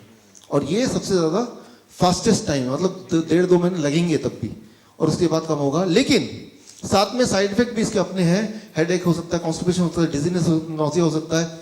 उसके मुकाबले मेरी जो दवाई है, जो मैं भी लॉन्च करने वाला हूं, वो 1 से 2 हफ्ते के अंदर ही वो एंजाइना को गायब कर देगा, पहली बात। दूसरी बात, इसका कोई साइड इफेक्ट नहीं है, राइट। तो क्लियरली, और साइड इफेक्ट है तो वो पॉजिटिव वाले हैं, तो क्लियरली इसमें तो मैं पास हो गया कि ये ज्यादा इफेक्टिव है, ज्यादा क्विक है, राइट। अब आता है कितने सारे हेल्थ की बीमारियों को एक साथ ही एड्रेस कर सकता है। कैंसर को 9 महीने में ठीक कर देगा, हार्ट डिजीज को 1 से 3 महीने में, ओबेसिटी को 1 महीने में, ब्लड प्रेशर को 7 दिन में कंट्रोल कर देगा, ब्लड शुगर तो 3 दिन में कंट्रोल कर देगा, राइट। तो ये काफी प्रॉमिसिंग लग रहा है, राइट। और ये सब मैं नहीं बोल रहा हूँ कि मैं बोल रहा हूँ, ये ऑलरेडी साइंटिफिकली प्रूवन है। अच्छा, किसने प्रूव किया? उसका नाम मैं आपको बता दूं, डीन ऑर्नेस। अच्छा, डीन ऑर्नेस कौन था? जब बिल क्लिंटन प्रेसिडेंट थे तो डीन ऑर्नेस उनके डॉक्टर थे। जब ओबामा प्रेसिडेंट थे तो व्हाइट हाउस के डॉक्टर डीन ऑर्नेस थे। अब भी व्हाइट हाउस के डॉक्टर डीन ऑर्नेस हैं। डीन ऑर्नेस हैं जो हाई प्रोफाइल लोगों का और अपॉइंटेड डॉक्टर हैं यूएस के पार्लियामेंट में, राइट। वहां के ऑफिशियल डॉक्टर हैं डीन ऑर्नेस, और उन्होंने प्रूव किया, क्योंकि वो इस पैनल में ऑलरेडी हैं, राइट, कि anybody who adopt this medicine, तो ये वाकई में होता है और ये जर्नल में छपा भी, राइट, द लैंसेट 1990, ये छपा भी। और सिर्फ हार्ट डिजीज नहीं, बाकी चीजें भी छपी। मैं तो सिर्फ एक एग्जांपल दे रहा हूँ बिकॉज समय थोड़ा लिमिटेड है, राइट। सो फर्क सिर्फ इतना है कि ये जो मैं बता रहा हूं WFPB, ये कोई दवाई नहीं है, ये एक फूड पैटर्न है कि कोई भी फूड इस तरह से खाएगा तो इतने दिनों में ये सारी उपलब्धियां उसको मिल सकती हैं। और ये चीजें ऑलरेडी प्रूवन है by many times, and one of the person who proved it is Dean Ornish. कई सारे साइंटिस्ट ने प्रूव किया। चाइना स्टडी की इतनी मोटी किताब है, उसके अंदर पूरे रिसर्च भरे हुए हैं जो ये साबित करता है कि इस तरह से अगर फूड आप खाते हैं, चूज करते हैं। मैंने आपको choice, how we choose a food, वो बताया, सुन के, देख के, सोच के। लेकिन चॉइसेस को थोड़ा अगर चेंज करेंगे तो ये सारी बीमारियां इतने दिनों में प्रॉमिसिंग तरीके से, प्रॉमिसिंग मतलब बिना साइड इफेक्ट के, उल्टा कुछ अच्छे साइड इफेक्ट के साथ बिल्कुल क्योर हो जाएगा, और वो साइंटिफिक है। अच्छा, तो अब ये बात आती है कि अगर ये इतना प्रॉमिसिंग है, इतना साइंटिफिक है, ऑलरेडी प्रूवन है, और साइंस में भी है, बुक में भी है, इवन यूएस में लीगल भी है ये, मतलब इंश्योरेंस भी मिलता है इसके अगेंस्ट। कोई बोलेगा कि मुझे ये वाली मेडिसिन खरीदनी है, मतलब ये वाले पैटर्न से मुझे अपने को ठीक करना है, तो उसके लिए भी इंश्योरेंस का वो हकदार है, यूएस में ऑफिशियल है। तो वो अभी कुछ समय पहले हुआ है बस, लेकिन अब है। अगर ये वाकई में इतना इफेक्टिव है तो ये फैला क्यों नहीं? Why it is not spread? Government इसके बारे में बताती क्यों नहीं? हमें पता क्यों नहीं है? देखिए, किसी चीज का सच्चा होना या अच्छा होना या साइंटिफिक होना इज नॉट द क्वालिफिकेशन कि वो लोग अडॉप्ट कर लें। मैं आपको उदाहरण दे रहा हूं, आप एक एग्जांपल दे रहा हूं to make you understand. Copernicus आप जानते हैं, जिन्होंने पहली बार बोला था कि अर्थ के चारों तरफ सन नहीं घूमती, सन के चारों तरफ अर्थ घूमती है। और इस बोलने की वजह से उनको बॉयकॉट कर दिया गया था, उनको पब्लिकली रिडिकुल किया गया था, उनकी बुक को छपने से रोक दिया गया था। जिस दिन वो मरे थे बस उसी दिन उनकी बुक छप के आई, उनके हाथ में आई, and that was the last day of his life, right. तो उन्होंने ट्रुथ बोला, साइंटिफिक रूप से वैलिडेट किया, लेकिन लोगों ने उसको नहीं माना। तो क्योंकि एक ट्रेंड दिमाग में चला आ रहा था सालों साल से, हजारों साल से, कि अर्थ सेंटर है और सन उसके इर्द गिर्द घूमता है। तो एक जो पहले से चला आ रहा है उसको बदलना सिर्फ लॉजिक से नहीं बदलेगा, राइट, ट्रुथ से नहीं बदलेगा, it will take some time, right, तभी लोग अडॉप्ट करते हैं। तो वो हमने हिस्ट्री में भी देखा है। लेकिन कुछ लोग ऐसे हैं जो इन्फ्लुएंस नहीं होते पुराने एक्सपीरियंस से, जो साइंस को एकदम लेके अडॉप्ट कर लेते हैं, आप और हमारी तरह कुछ लोग, राइट। बाकी लोग फिर धीरे धीरे धीरे धीरे उसको अडॉप्ट करते हैं। तो ठीक इसी तरह से यहां पे मैं ये बताना चाह रहा हूं कि एक इस तरह का पैटर्न है जिसे WFPB बोलते हैं, and that can really do this, और हर बार हर एक के लिए, राइट। तो अब एक्चुअली ये क्या है और हमें क्या करना है, उस पर हम आते हैं। It is a nutritional food, the talking food, जिस तरह से टाइगर खाता है कि चूज द फूड इन सच ए वे, वो दाने दाने पे लिखा खाने वाले का नाम, कि बॉडी के जिस ऑर्गन को जिस वाली न्यूट्रिशन की जरूरत होगी वो बॉडी खुद ही लेगा। सिर्फ उस टाइगर की तरह हमें चूज करना राइट फूड। वो चूज करने के पीछे का जो एक लॉजिक है या अंडरस्टैंडिंग है, उसको थोड़ा सा मैं आपको समझाना चाहता हूं। अभी क्या अंडरस्टैंडिंग है उसको कैसे थोड़ा सा बदलना है। देखिए, फॉर एग्जाम्पल अभी की अंडरस्टैंडिंग क्या है कि हमें we have to take carrot, इसमें बहुत विटामिन सी होता है। अच्छा, हमें ऑरेंज खाना चाहिए क्योंकि इसमें विटामिन ए होता है, कैरेट में ऑरेंज विटामिन सी होता है। दूध, इसमें बहुत ज़्यादा कैल्शियम होता है। ये है अभी की लॉजिक अंडरस्टैंडिंग। दूध नहीं पिएगा कैल्शियम कहाँ से मिलेगा? ऑरेंज खा लो तो आपको विटामिन सी मिल जाएगा। This is the current logic जिस पे हम अभी की न्यूट्रिशन साइंस चलती है। अभी जो हमने पढ़ा है, सीखा है, डॉक्टर बोलते हैं, न्यूट्रिशनिस्ट बोलते हैं, किताबें बोलती हैं, वो ये है। अब मैं आपसे एक सवाल पूछता हूं, 2 टाइम आप खाना खाते हैं, मान लो एक इंसान 2 बार खाना खाता है। पहला मील उसमें विटामिन सी 100 mg है, दूसरा मील खाता है उसमें विटामिन सी 500 mg है। तो 500 mg मुंह में गया, पेट में गया, राइट। या ये ले लेते हैं, एक आदमी, यही आदमी पहला मील खाता है, दूसरा मील खाता है, तो किस वाले में ज्यादा विटामिन सी उसके बॉडी में जाएगा? पहले वाले में, दूसरे वाले में? पहले वाले। पहले में, दूसरे वाले में, राइट। अब देखिए 3-4 आंसर दे रहे हैं, उनमें से कोई ना कोई आंसर ठीक होना ही चाहिए, राइट। कुछ लोगों को पता है कि यहाँ पे हर चीज का एक उल्टा ही आंसर निकल रहा है, तो उल्टा ही बता दिया कि सीधा तो हो नहीं सकता, जरूर इसमें उल्टा होगा, तो पहले ही वही बता दो। अब समझिए इसको, जब हम कोई भी चीज खाते हैं वो इंटेस्टाइन में जाता है, मैंने आपको बताया था। Now the liver which is the brain, वो डिसाइड करता है कि कितना न्यूट्रिशन की बॉडी को एक्चुअल में ज़रूरत है, राइट। तो ये भी हो सकता है कि 500 mg पेट में गया और उसमें एक भी mg बॉडी के अंदर गया ही नहीं, डिपेंडिंग ऑन कि उसकी ज़रूरत बॉडी को है कि नहीं। That is our gate keeper decide करता है। तो ये कोई लॉजिक नहीं कि हमें ज़्यादा विटामिन सी लेंगे तो ज़्यादा विटामिन सी जाएगा या कम लेंगे तो कम जाएगा। That logic does not work the way we expect. इसका साइंटिफिक एविडेंस मैं आपको दूंगा, राइट। फॉर एग्जाम्पल, एक ऑरेंज लीजिए, आप एक्सपेरिमेंट कीजिए, उसको लैब में दीजिए, उसमें 53 ग्राम अगर फॉर एग्जाम्पल विटामिन सी निकल रहा है। उसी बैच का एक और ऑरेंज लीजिए, उसको भी लैब में दीजिए, उसमें आप देखेंगे 10 गुना ज़्यादा भी ऑरेंज विटामिन सी निकल सकता है। मतलब ये सोच कि इसमें इतना विटामिन सी होगा, उसमें उतना कैल्शियम होगा, ये एक रैंडम सोच है। सेम बैच में सेम 2 फलों में 10 गुना भी वेरिएशन हो सकता है। तो अगर हम ये सोचते हैं कि मैंने 10 संतरे खा लिए तो लगभग इतना विटामिन सी चला गया होगा, वो कैलकुलेशन फेल हो जाएगी। उसी तरह से जिस तरह से अगर आप कैलकुलेट करने लगे कि एक्सेलरेशन, वेलोसिटी, बॉल कैच करने से पहले और फिर आप सोचें अब मैं ज़्यादा बेटर कैच कर पाऊंगा, आई एम श्योर कि आप नहीं कर पाएंगे। उसी तरह से तो ये जो कैलकुलेशन है, ये कैलकुलेशन हम करने के लिए नहीं बने। हमारा जो understanding about this very less and we should not do that calculation, let it happen by the liver, right. उसको करना चाहिए ना कि हमें करना चाहिए। अब देखिए इसको, let me make you understand. जैसे मैंने आपको बताया कि फूड आता है, जब कोई चीज खाते हैं तो कितना उसमें डाइजेस्ट होगा, कितना बॉडी उसको एब्जॉर्ब करेगी, उसमें से भी कितना बॉडी ट्रांसपोर्ट करेगी, उसमें से भी ऑर्गन डिस्ट्रीब्यूशन कितना होगा, और फिर बायोकेमिकल कितने न्यूट्रिएंट जो एक्चुअली काम करेंगे, और कितना बॉडी में स्टोर होगा और कितना बॉडी में रिलीज करेगा।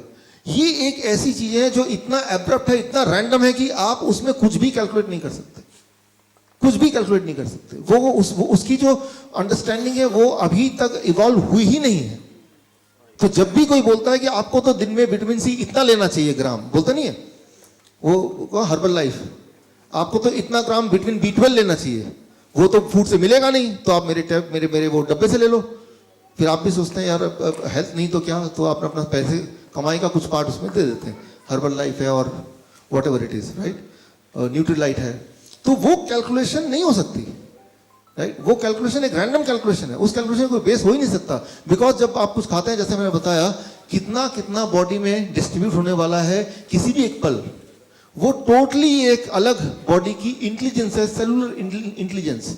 उस इंटेलिजेंस को समझना हमारा काम नहीं है, वो तो बॉडी समझे तो ही ठीक है। लेकिन हमें सिर्फ बॉडी को सपोर्ट करना है, इंटरफेयर नहीं करना है कि चलो हमने एज्यूम किया कि अच्छा वो बोल रहा है कि रोज 50 mg विटामिन सी बॉडी में होना चाहिए, तो मैं 2 टैबलेट खा रहा हूँ। Now you are interfering with the body science. वो कुछ इस तरह से होगा, आप ड्राइवर है, आप पीछे की सीट में बैठे हैं, आपको लग रहा है ड्राइवर ठीक से चलाएगा कि नहीं पता नहीं, तो आपने क्या किया, पीछे की सीट में भी एक स्टीयरिंग लगा दिया। ठीक रहेगा ये आइडिया कि ड्राइवर को गाइड करने के लिए स्टीयरिंग पीछे भी, जब मन चाह आपने भी स्टीयरिंग घुमा दिया, तो क्या होगा? Only one thing can happen, that is accident, that is confusion.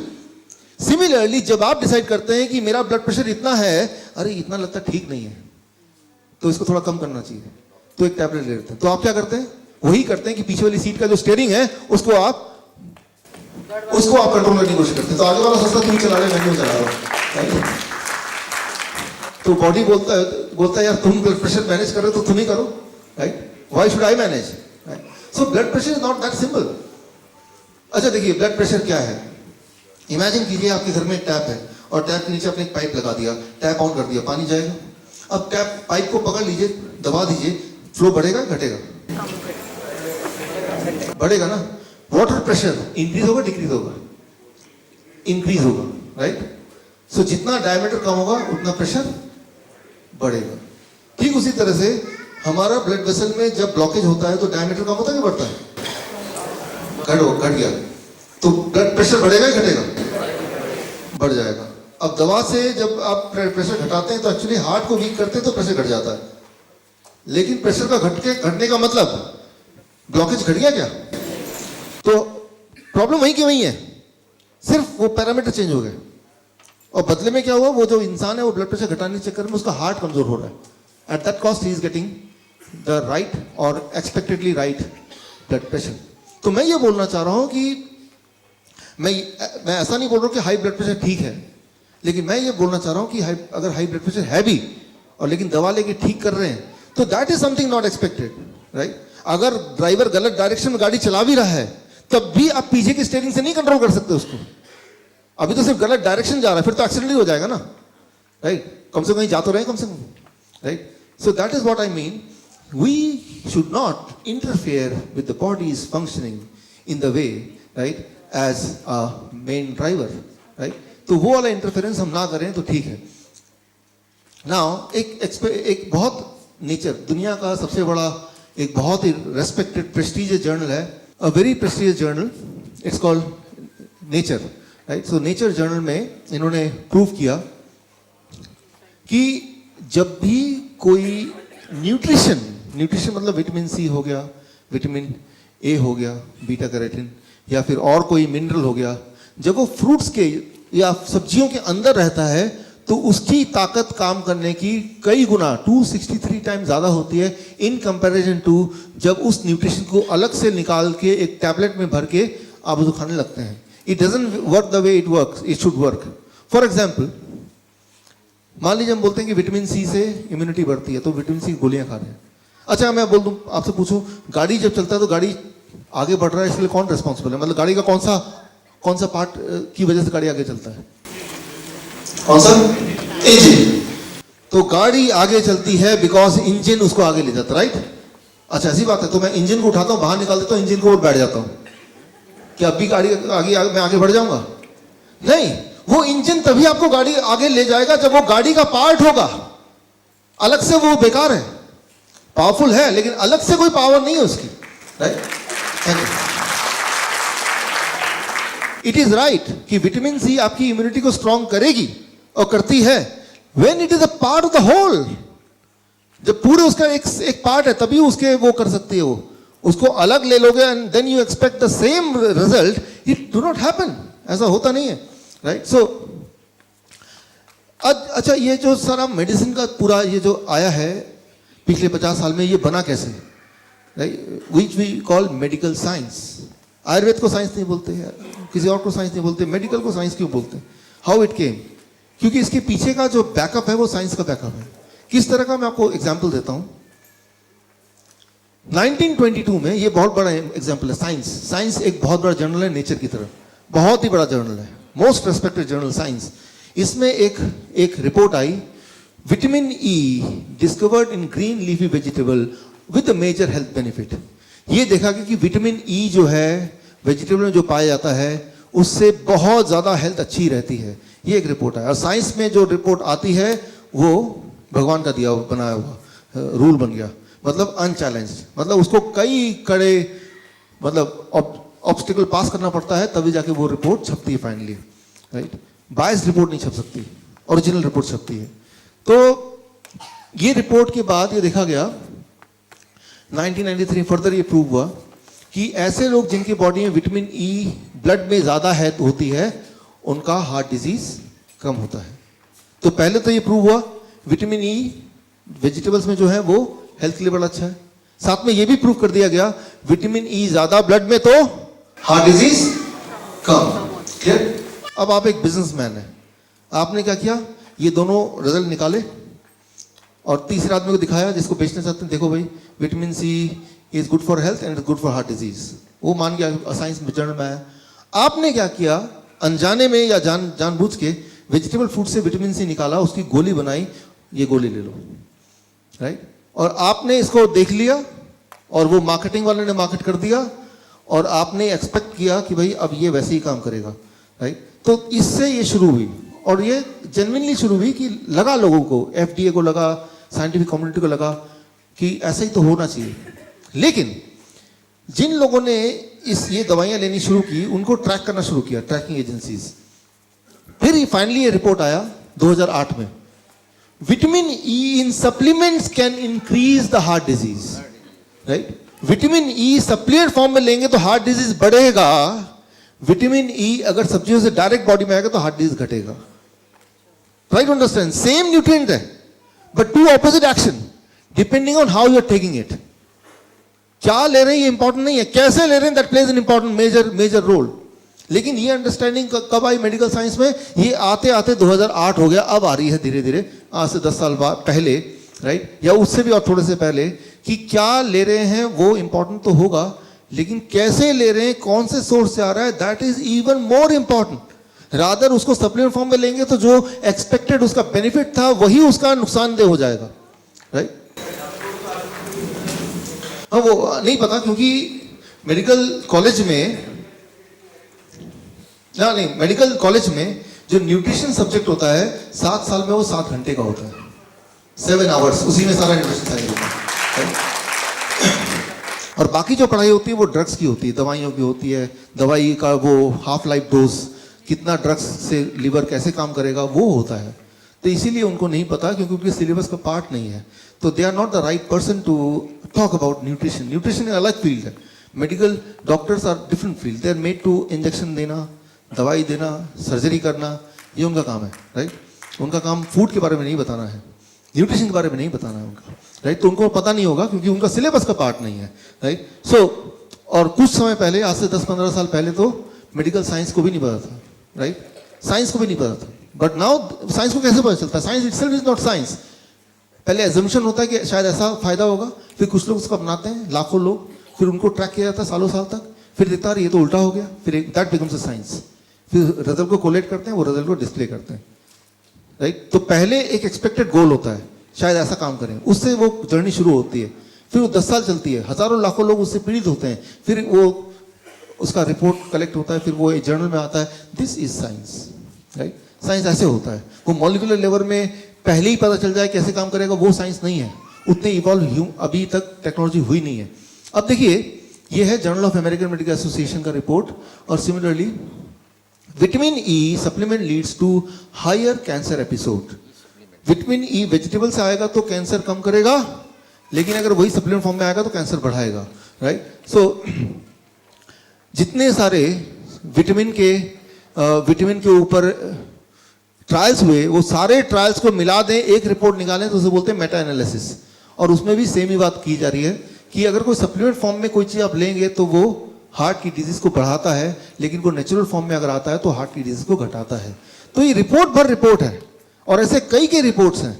मैं सारे रिपोर्ट अभी दिखा नहीं सकता, लेकिन जो हमारे डायबिटीज एजुकेटर्स हैं, जब यहाँ से जाएंगे आप लोग, जो डायबिटीज, आपको एक कार्ड मिलेगा विच इज कॉल्ड CME कार्ड। उस कार्ड के थ्रू आप इसके और डिटेल रिपोर्ट एक्सेस करना चाहते हैं तो वो एक्सेस कर सकते हैं, those who are diabetes educators, right? So एक और एग्जाम्पल देता हूँ, one last example, beta carotene from fruits and vegetable blocks the cancer growth. Beta carotene अगर फ्रूट एंड वेजिटेबल से बॉडी में जाता है तो वो कैंसर की ग्रोथ को वहीं रोक देता है, 1981, राइट? तो लेकिन इसका मतलब ये नहीं कि बीटा कैरोटीन अगर सप्लीमेंट फॉर्म में लेंगे तो सेम इफेक्ट आएगा, बल्कि इफेक्ट उल्टा हो गया।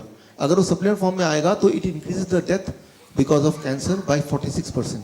सो द कंक्लूजन इज, कोई भी चीज जब ले रहे हैं, वही वाला न्यूट्रिएंट अगर नेचुरल फॉर्म में है तो एक अलग ढंग से काम करता है, और वो न्यूट्रिएंट अगर नेचुरल फॉर्म से हटा के अगर वैसे लेने लगते हैं तो वो टोटली उसके उल्टे डायरेक्शन में काम करता है, उल्टे डायरेक्शन में। ऐसा नहीं कि उससे कुछ फायदा नहीं हो रहा है, फायदा तो नहीं हो रहा है, लेकिन उल्टा नुकसान हो रहा है, और वो बहुत ही जबरदस्त नुकसान हो रहा है, राइट? सो तो ऐसे बहुत सारे एग्जाम्पल्स हैं। इसको कंक्लूड करते हैं इस बात को। मान लीजिए एक एप्पल लेते हैं, उसको लैब में डालते हैं, तो एप्पल के अंदर जो न्यूट्रिएंट है वो ये सारे लिस्ट किया हुआ है मैंने, करीब 100 से ज़्यादा न्यूट्रिएंट है in apple. There are about 100 nutrient. तो वो 100 न्यूट्रिएंट जब टुगेदर होते हैं आपस में, राइट, तो जाके वो न्यूट्रिएंट आपको वो वाले लाभ देते हैं जो लाभ की आप उम्मीद करते हैं। लेकिन उसके बीच में से अगर विटामिन बी निकाल दिया, एक टैबलेट बना दिया, विटामिन सी निकाल दिया, एक और टैबलेट बना दिया, अब क्या है कि वो ठीक उसी तरह से होगा कि आपको लगता है कि गाड़ी में सोफे में बैठते हैं, गाड़ी का सोफा निकाल दिया, स्टेट निकाल दिया, then again expecting the same result, वो रिजल्ट नहीं आएगा, राइट? इनफैक्ट जब आप एक सेब खाते हैं तो सेब खाने के बाद बॉडी में जितने सारे केमिकल रिएक्शंस होते हैं, वो सारे रिएक्शंस को अगर आप चार्ट में बनाएंगे, राइट, वो चार्ट का 1% इज दिस, 1%,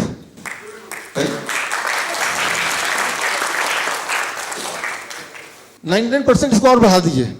तो जब एक सिंपल एक्शन एक सेब खाने का होता है तो बॉडी में न जाने हजारों लाखों कितने सारे केमिकल रिएक्शंस होते हैं जो आप कॉम्प्रीहेंड नहीं कर सकते, अंदाजा नहीं लगा सकते, और वो आपका काम भी नहीं है।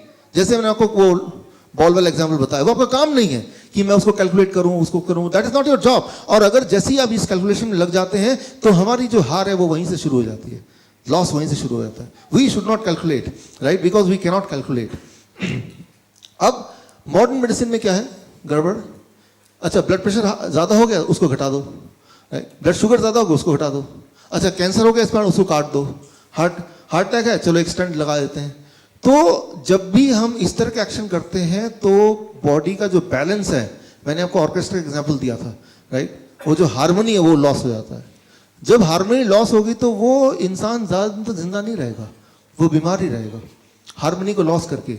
मान लीजिए आपको मारुति की गाड़ी है, उसके एक टायर का खराब हो गया, उसमें ट्रक का टायर फिट कर दिया, वो कितना भी अच्छा टायर क्यों ना हो, मारुति गाड़ी और आगे नहीं चल सकती, right. So try to understand, हमें बैलेंस, हाँ टायर खराब हो गया तो क्या करें ये नहीं पता क्या करना है, लेकिन अगर ट्रक का टायर डालेंगे तो काम नहीं करेगा, ये मैं पक्का बता सकता हूँ, राइट। सो कई बार लोग मुझसे पूछते हैं सर अब बीमार पड़ गए तो क्या करें। अच्छा टीवी मेरा खराब हो गया, क्या करें, तो मैं टीवी उठा के बच्चे के हाथ में नहीं दे दूंगा, पीछे खोल के वो कुछ भी करेगा तो गड़बड़ी होगा, राइट।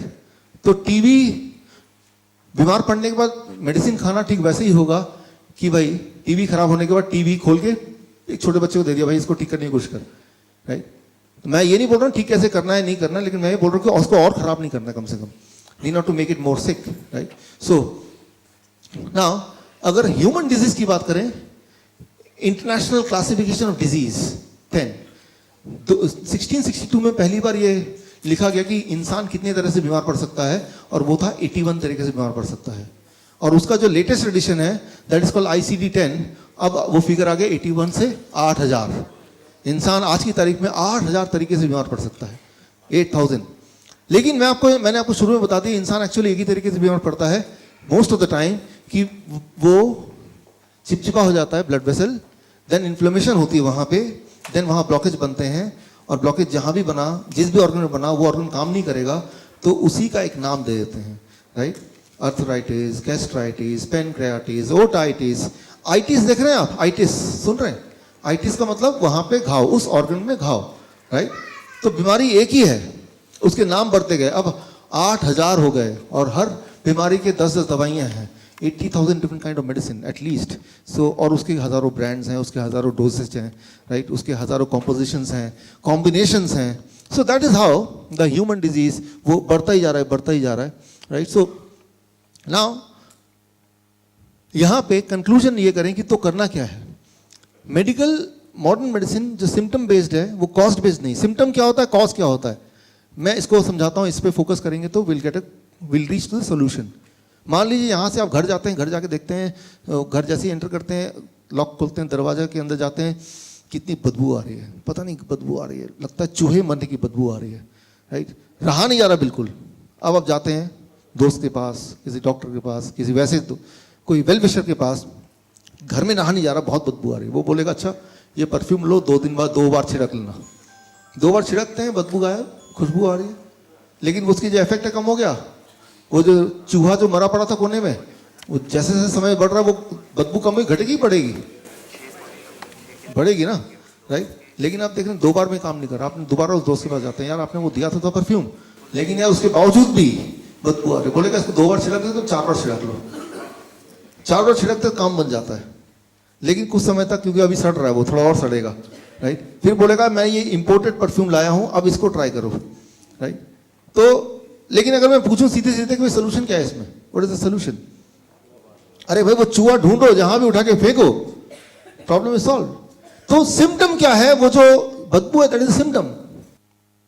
तो सिम्टम को नहीं ठीक करना है, ब्लड प्रेशर बढ़ा हुआ आ रहा है, ठीक नहीं है, तो लेकिन ब्लड प्रेशर बढ़े को नहीं ठीक करना है, वो तो सिम्टम हुआ, राइट। वो हुआ क्यों, स्टोन है, स्टोन को निकाल दिया दोबारा स्टोन हो जाएगा, लेकिन स्टोन हुआ ही क्यों, वो कॉज को ठीक करेंगे तो बॉडी, याद रखिए, जिस चीज को बॉडी बना सकती है उस चीज को बॉडी डिसॉल्व भी कर सकती है। अगर बॉडी ब्लॉकेज बना सकती है तो बॉडी ब्लॉकेज डिसॉल्व कर सकती है, बॉडी स्टोन बना सकती है तो बॉडी स्टोन डिसॉल्व कर सकती है, बॉडी अगर किडनी डैमेज होता है तो किडनी रिवाइव हो सकता है। लिवर तो ऐसा है, वो छिपकली की पूंछ की तरह, उसको काट के 2 टुकड़े कर देंगे तब भी नया लिवर आ जाएगा। तो बॉडी के पास हीलिंग प्रॉपर्टीज हैं, लेकिन हीलिंग करने के जो टूल्स हैं वो टूल्स आपको देने हैं, लाइक द टाइगर, राइट।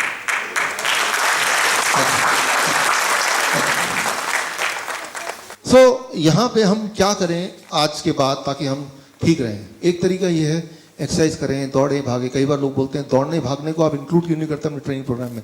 दौड़ना भागना इज़ गुड, मैं भी खुद एक्सरसाइज करता हूँ रोज़, और मुझे लगता है एक्सरसाइज करना इज समथिंग वेरी इंपॉर्टेंट। लेकिन exercise itself may not give you the health. मैं उदाहरण दे रहा हूँ, ये एक इंटरेस्टिंग बुक है मेरे पास, एक कॉपी है इसकी, देना ज़रा बुक। ये 1977 में बुक लॉन्च हुई थी। इस बुक ने सिखाया पूरे दुनिया को हाउ टू रन। ये बेस्ट सेलर था, जेम्स फिक्स, दुनिया को सिखाया कि रन दौड़ना कैसे है, राइट, दौड़ना। 1984 में 52 की एज में इनकी हार्ट अटैक से डेथ हो गई, राइट। मैं ये नहीं बोल रहा हूँ कि दौड़ने से हार्ट अटैक हो सकता है, I am not saying that, right. मैं सिर्फ इतना बोल रहा हूँ कि अगर हम सोच रहे हैं कि मैं रोज एक्सरसाइज करता हूँ तो मैं हेल्दी रहूंगा, एक्सरसाइज करना एक इंपॉर्टेंट पार्ट है, लेकिन सिर्फ पार्ट है वो, it itself is not complete, that's what I mean, right. आपने ये चेहरा देखा है, सुना है, जानते हैं आर्नोल्ड, कितनी बार वर्ल्ड ओलंपियाड बने, बॉडी बिल्डर 8 बार मेरे ख्याल से, राइट। तो इट सीम्स कि he is the healthiest person in the planet, लेकिन अपनी ऑटोबायोग्राफी में इन्होंने रिवील किया कि इनको हार्ट की बीमारी है। मैं इसे इतना बोलना चाह रहा हूं, अगर आप बोल रहे हैं कि मैं तो रोज एक्सरसाइज करता हूं, मैं तो रोज योगा करता हूं, तो I should be healthy, that is one component. याद रखिए, आपका अपनी गाड़ी कितनी भी अच्छी क्यों ना हो, उसमें राइट फ्यूल अगर नहीं डालेंगे तो गाड़ी अच्छी कैसे रहेगी, राइट। गाड़ी तो अच्छी होनी ही चाहिए, वो ये करेगा, गाड़ी को मजबूती देगा, आपके बोन्स हैं, हड्डियां हैं, आपके फेफड़े हैं, उसको वो मजबूती देगा, लेकिन राइट फ्यूल नहीं होगा तो ये भी क्या करेगा, राइट। तो राइट फ्यूल का मतलब क्या होगा, right food, that is the talking food, the food which communicate to us, the food with which you can communicate, right। so अभी क्या करना है, एक मेरा एक फेवरेट वीडियो है 2 मिनट का, 1 मिनट का, वो आप में से जो लोग पहले मेरे लेक्चर में आए वो उन्होंने देखा होगा, लेकिन बाकियों के लिए 1 minute you have to see this. Bill Clinton का उदाहरण, 2004 में उनको 4 बाईपास सर्जरी हुए, 2005 में 1 लंग सर्जरी हुआ, 2010 में 2 एंजियोप्लास्टी हुआ, बीमार पड़ते चले गए, जैसा कि नॉर्मली होता है। कोई भी सर्जरी का पेशेंट पहले ऐसा नहीं बनता। हमारे पड़ोस में वर्मा जी हैं, और बाईपास सर्जरी के बाद मिले, मैंने कहा कैसे हैं, नहीं अब मैं ठीक हूँ, 4 चक्कर लगाता हूँ और तेल बंद कर दिया, गुस्सा भी नहीं करते हैं, टाइम पे सो जाते हैं, अब मैं ठीक हूँ। ये सारा पहले ही कर लेते हैं ना सर्जरी के तो ठीक हुए हैं लाइफस्टाइल बदलने से, लेकिन वो समझ आने के लिए वो 5 लाख खर्च कर दिए, वो सब कुछ कर दिया, अब जाकर वो समझ आई। तो बाईपास सर्जरी ने उनके हार्ट को ठीक नहीं किया, उनके दिमाग को ठीक कर दिया।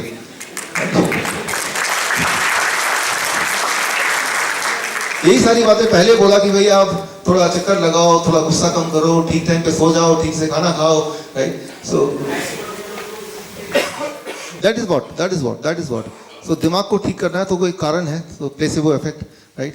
सो बिल क्लिंटन की हम बात कर रहे थे, 2010 में उनको किसी ने चाइना स्टडी के बारे में बताया, तो बुक, राइट, 2010 में उनको ये बुक मिली, ये तो वियतनामीज एडिशन, इंग्लिश एडिशन मिला। उन्होंने फिर सोचा कि बुक में जो मैंने बताया WF आगे क्या था, PB, कि वो वाला मेडिसिन मुझे लेना है, मतलब वो लाइफस्टाइल लेना है, एंड ही टुक इट, उन्होंने किया, और कुछ दिनों के अंदर उनकी हार्ट की बीमारी गायब हो गई, मोटे से पतले हो गए, दिमाग जो बहुत स्लो चल रहा था वो अब तेजी से चलने लगा, और वो बहुत ज़्यादा एनर्जेटिक हो गए, दवाइयाँ सारी छूट गई।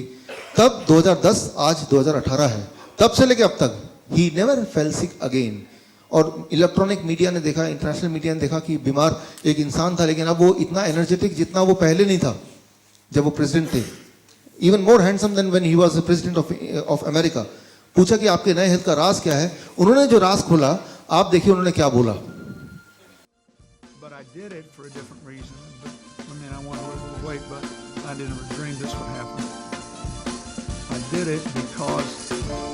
After I had this stent put in, I realized that even though it happens quite often that after you have bypasses, you lose the veins because they're thinner and weaker than arteries. The truth is that it clogged up, which means that the cholesterol was still causing buildup in my vein that was part of my bypass. And thank God I could take the stents. I don't want it to happen again. So I did all this research and I saw that 82% of the people since 1986 who have gone on a plant-based, no dairy, no meat of any kind, no chicken and turkey. I eat very little fish. Once in a while I'll have a little fish, not often. If you can do it, 82% of the people who've done that have begun to heal themselves. Their arterial blockage cleans up, the calcium deposit around their heart breaks up, This movement has been led by a doctor named Caldwell Esselstyn at the Cleveland Clinic, Dean Ornish and Minoa in California, the doctors Campbell, father and son, who wrote the China study, and a handful of others. But we now have 25 years of evidence. And so I thought, well, since I need to lose a little weight for Chelsea's wedding, I'll become part of this experiment. I'll see if I can be one of those that can have a self-clearing mechanism. We'll see. I hope you're healthy for many years and get to see grandchildren for many years. Me to too. come. That's really the big deal. Do you know why? Hillary and I, we're happy. We love our son-in-law and we admire him, but and we'd like to be around. If there's grandkids, we want to be there to do our part. President, good luck. Thank you. सो अभी आपने सुना, इन्होंने China study का जिक्र किया, China study के author T गोलिन Campbell का जिक्र किया, इन्होंने बताया किस तरह से उन्होंने डाइट चेंज किया और उसके बाद किस तरह से वो हेल्दी रहे, राइट। सो उन्होंने ये मुहिम बनाया अपने जीवन का कि मैं जहाँ भी जाऊँगा इसको प्रमोट करूँगा, और अमेरिका के स्कूलों में भी जाते हैं, जाके उसको इस डाइट को प्रमोट करते हैं, जो चाइना स्टडी जिसके बारे में आपको बताने वाला हूँ, जिसको मैं WFP बोल रहा था, WFP उसको फुल फॉर्म बताऊँगा मैं आपको। लेकिन उसको गहराई से देखेंगे कि bill Clinton one of the most powerful person on earth, उनको भी इस चीज़ को स्प्रेड करने में बड़ी कठिनाई आ रही है, और क्यों आ रही है, कैसे आ रही है, वो तो बोलने की जरूरत नहीं, अंडरस्टैंडेबल, राइट। आप तक क्यों नहीं पहुंच रहा है, देयर इज समवन जो कि चाहता नहीं कि ये आप तक पहुंच जाए, but anyway this is your opportunity to take it back home and try it yourself, अपने आप पे कीजिए। So 98% lifestyle according to this book can be prevented and can be cured. Prevented मतलब रोका जा सकता है, क्योर्ड मतलब अगर हो भी गया तो ठीक किया जा सकता है। 98% राइट साइंटिफिकली प्रूवन है, if you can be on WFPB diet, right. ये डाइट क्या है, इसका फुल फॉर्म क्या है? WFPB मतलब whole food plant based diet, इसी नाम से इस बुक में जाना जाता है इस तरह के खाने को, whole food plant based diet. Food coming from plant to be eaten without changing the form. Simple form में ऐसा खाना जो पौधों से, पत्तों से आता हो, प्लांट से आता हो, और उसके फॉर्म को अगर ना चेंज करके उसी रूप में खाया जाए तो उसे बोलते हैं WFPB। दैट्स हाउ, इनके जो ऑथर ने इसका नाम दिया, दैट इज हाउ। तो इसमें करना क्या है, वो तो इतनी मोटी बुक है, इसको समझेंगे नहीं, मैंने एक सिंपल आपके लिए बना दिया है, एक I call it the food calendar. तो जब यहाँ से आप जाएंगे बाहर ट्रेनिंग खत्म होने के बाद, तो you can take this food calendar with you, और क्या करना है, कैसे करना है, खुद के लिए कैसे करना है, दूसरे के लिए कैसे करना है, वो किस तरह से आपको वो चार्ट बनाना है अपने लिए, वो इसमें डिजाइन कर दिया है। इसको मैं आपको एक्सप्लेन कर देता हूँ थोड़ा सा। देखिए यहाँ आप देखिए नीले कलर का निशान है, it's called the blue zone. Blue zone, दुनिया में कई सारी जगह ऐसी हैं जिसको ब्लू जोन के नाम से जाना जाता है। ब्लू जोन एक टर्म आया 2005 में, जब ये किताब लॉन्च हुई तब एक टर्म आया, विकिपीडिया में देखेंगे तो पाएंगे ब्लू जोन। ब्लू जोन उस जगह को बोला जाता है जहां पे लोग 100 साल से ज्यादा जिंदा रहते हैं, उस जगह को बोला जाता है ब्लू जोन। वो कौन सी जगह है? ये सारी जगह आप देख रहे हैं अलग अलग कॉन्टिनेंट्स में, these all are called blue zone because यहाँ के जो निवासी हैं they live for more than 100 year. Number one, they are never sick, diabetes, heart disease, cancer ये उनमें नहीं होता, और अपने जीवन के आखिरी घड़ी तक वो they are able to work in the same way as any youth works, right? So these are called, they cross the century by dancing। वो हार्ट पे नहीं रहते हैं, वो तब भी बहुत ही ज़्यादा एक्टिव रहते हैं, और ये पूरी लिस्ट है ब्लू जोन की। सो 2005 में एक लिस्ट बनाई गई कि ऐसे ऐसे जगह पूरे दुनिया में जहाँ पे लोग 100 साल से ज़्यादा जिंदा रहते हैं और हेल्दी रहते हैं, तो उनको एक नाम दिया गया ब्लू जोन। फिर एक जोन है, ऊपर देखेंगे इसमें रेड जोन, ऊपर यहाँ पे रेड जोन वो है जहाँ पे लोग सबसे ज़्यादा बीमार रहते हैं, उसकी भी लिस्ट है यहाँ पे इसमें है। उस लिस्ट से ज़्यादा इंपॉर्टेंट नहीं, हम कहीं उनके बीच में, ना तो बहुत बीमार है ना ही बहुत हेल्दी है, हम इस बीच में हैं। We can call it yellow zone, कि ट्रांजिशन में है। हम में से कुछ लोग बहुत बीमार हो सकते हैं, लेकिन सबके सब बहुत बीमार नहीं है। तो ये ब्लू जोन में जो लोग रहते हैं वो क्या करते हैं कि वो इतने हेल्दी, वो भी इंसान है, वो सारे कॉन्टिनेंट में फैले हुए हैं, कोई एक जगह पे नहीं है। अगर कोई बोलता है कि एनवायरमेंट की वजह से है, ऐसा नहीं है, they are spread all across the world. So what they do and how they stay healthy till the last day of their life, इस पे रिसर्च हुई, और उस रिसर्च को में देखा गया कि अगर इस तरह से कोई अपना लाइफस्टाइल चेंज करेगा, जिसको नाम दिया गया WFPB, तो it takes about 3 days to come out of blood sugar problem, 1 week to control the blood pressure, and about 1 month extra fat को लूज करने के लिए। एक्स्ट्रा फैट को लूज करने के लिए इतना समय चाहिए। अगर वो टाइम देखें एवरेज तो इतना टाइम चाहिए। तो इस टाइम में हमें क्या करना पड़ेगा उसके लिए? अब देखें यहाँ पे एक टेबल बना है, इस टेबल में आपको पता करना है अपना फूड इंडेक्स। हर एक इंसान का एक फूड इंडेक्स नंबर है, वो आपको पता करना है। वो पता करने के लिए टेबल आप यूज कर सकते हैं, सिंपल टेबल है। इसमें आपको सिर्फ इतना करना पड़ेगा, यहाँ पे आपका आ जाएगा हाइट, मान लो ये 5 फीट है, और यहाँ पे आ जाएगा आपका वेट, मान लो 60 kg। 5 फीट और 60 kg, यहाँ पे आ जाएगा 500 क्रॉसिंग में, तो योर फूड इंडेक्स इज 500। मतलब अगर आपकी हाइट 5 फीट की है और आपका वेट 60 kg का है, तो आपका फूड इंडेक्स क्या हुआ? 600, right? So your food index is 500। सो इस तरह से आपके हाइट और वेट के हिसाब से एक नंबर आएगा, वो नंबर है आपका फूड इंडेक्स, राइट? ये जो बुक में सारा कुछ एक्सप्लेनेशन उसको मैंने सिंप्लीफाई करके मैंने ऐसे बना दिया ताकि आप आराम से उसको कर पाएं घर जाके। अब फूड इंडेक्स को अंडरस्टैंड करने के बाद सेकंड, ये आपका हाइट है, ये आपका वेट है, राइट? अब alpha it is the food index, और उस फूड इंडेक्स की वजह को यूज करके fruits, alpha is the food index, यानी कि 500 grams of fruits, vegetable 500 grams of vegetable, leaves 0.1 यानी कि 50 grams ऑफ लीव्स, नट्स 0.05 यानी कि 25 grams of nuts, 25 grams of sprouts. कुल मिला के ये आप घर पे देख सकते हैं कि ऐसे आप अपना रफली एक चार्ट बना सकते हैं कि इतना मुझे खाना है, रफली एक चार्ट बना सकते हैं। वो एक रफ चार्ट होगा, उसके बाद आपका इनर इंटेलिजेंस आपको गाइड करेगा। पहले एक चार्ट बना दिया, फिर आपका inner intelligence they will guide you further to modify the chart, right? और उसको कैसे खाना है, कब क्या खाना है, उसका भी एक रफ चार्ट ये है। ये एक पाई चार्ट है, इसको ध्यान से देखेंगे तो इसमें सारा एक्सप्लेन्ड है, right? And if you can do it, right, अगर आप इसको करते हैं तो कुछ महीनों में, जो कैंसर है it takes 9 months, right? Heart disease takes 1 month, मोटापा है तो 1 महीना, कुछ महीनों के अंदर बीमारियां जाती रहेंगी।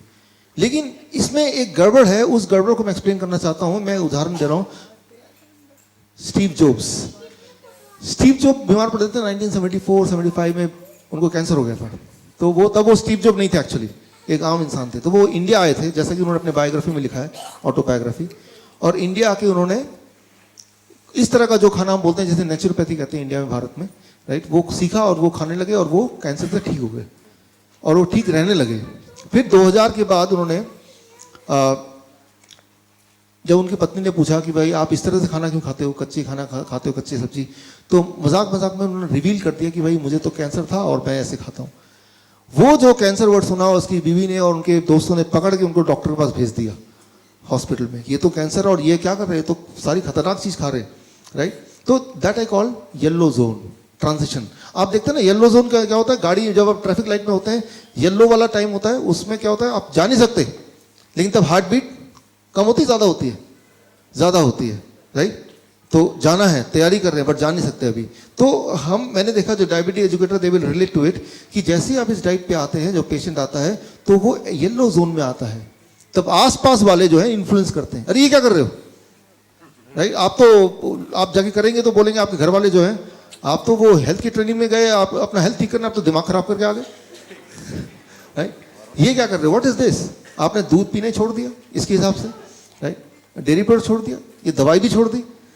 सो दिस कॉल्ड येलो जोन, मतलब वो डर वाला टाइम।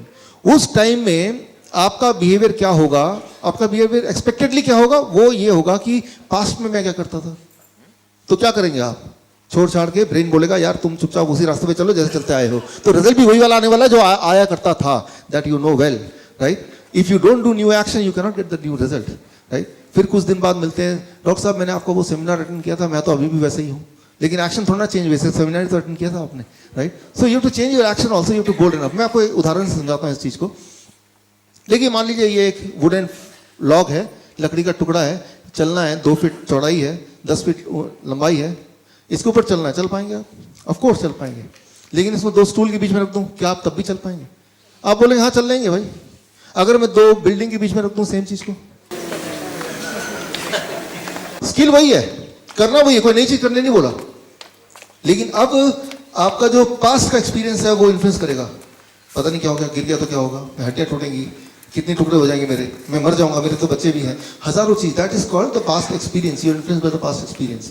तो आप बोलेंगे शायद नहीं चल पाएंगे, है ना।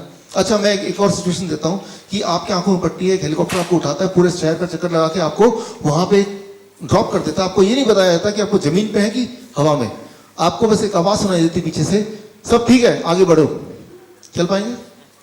और जब आधे तक पहुंचे फिर बोला अपनी पट्टी हटा लो। अब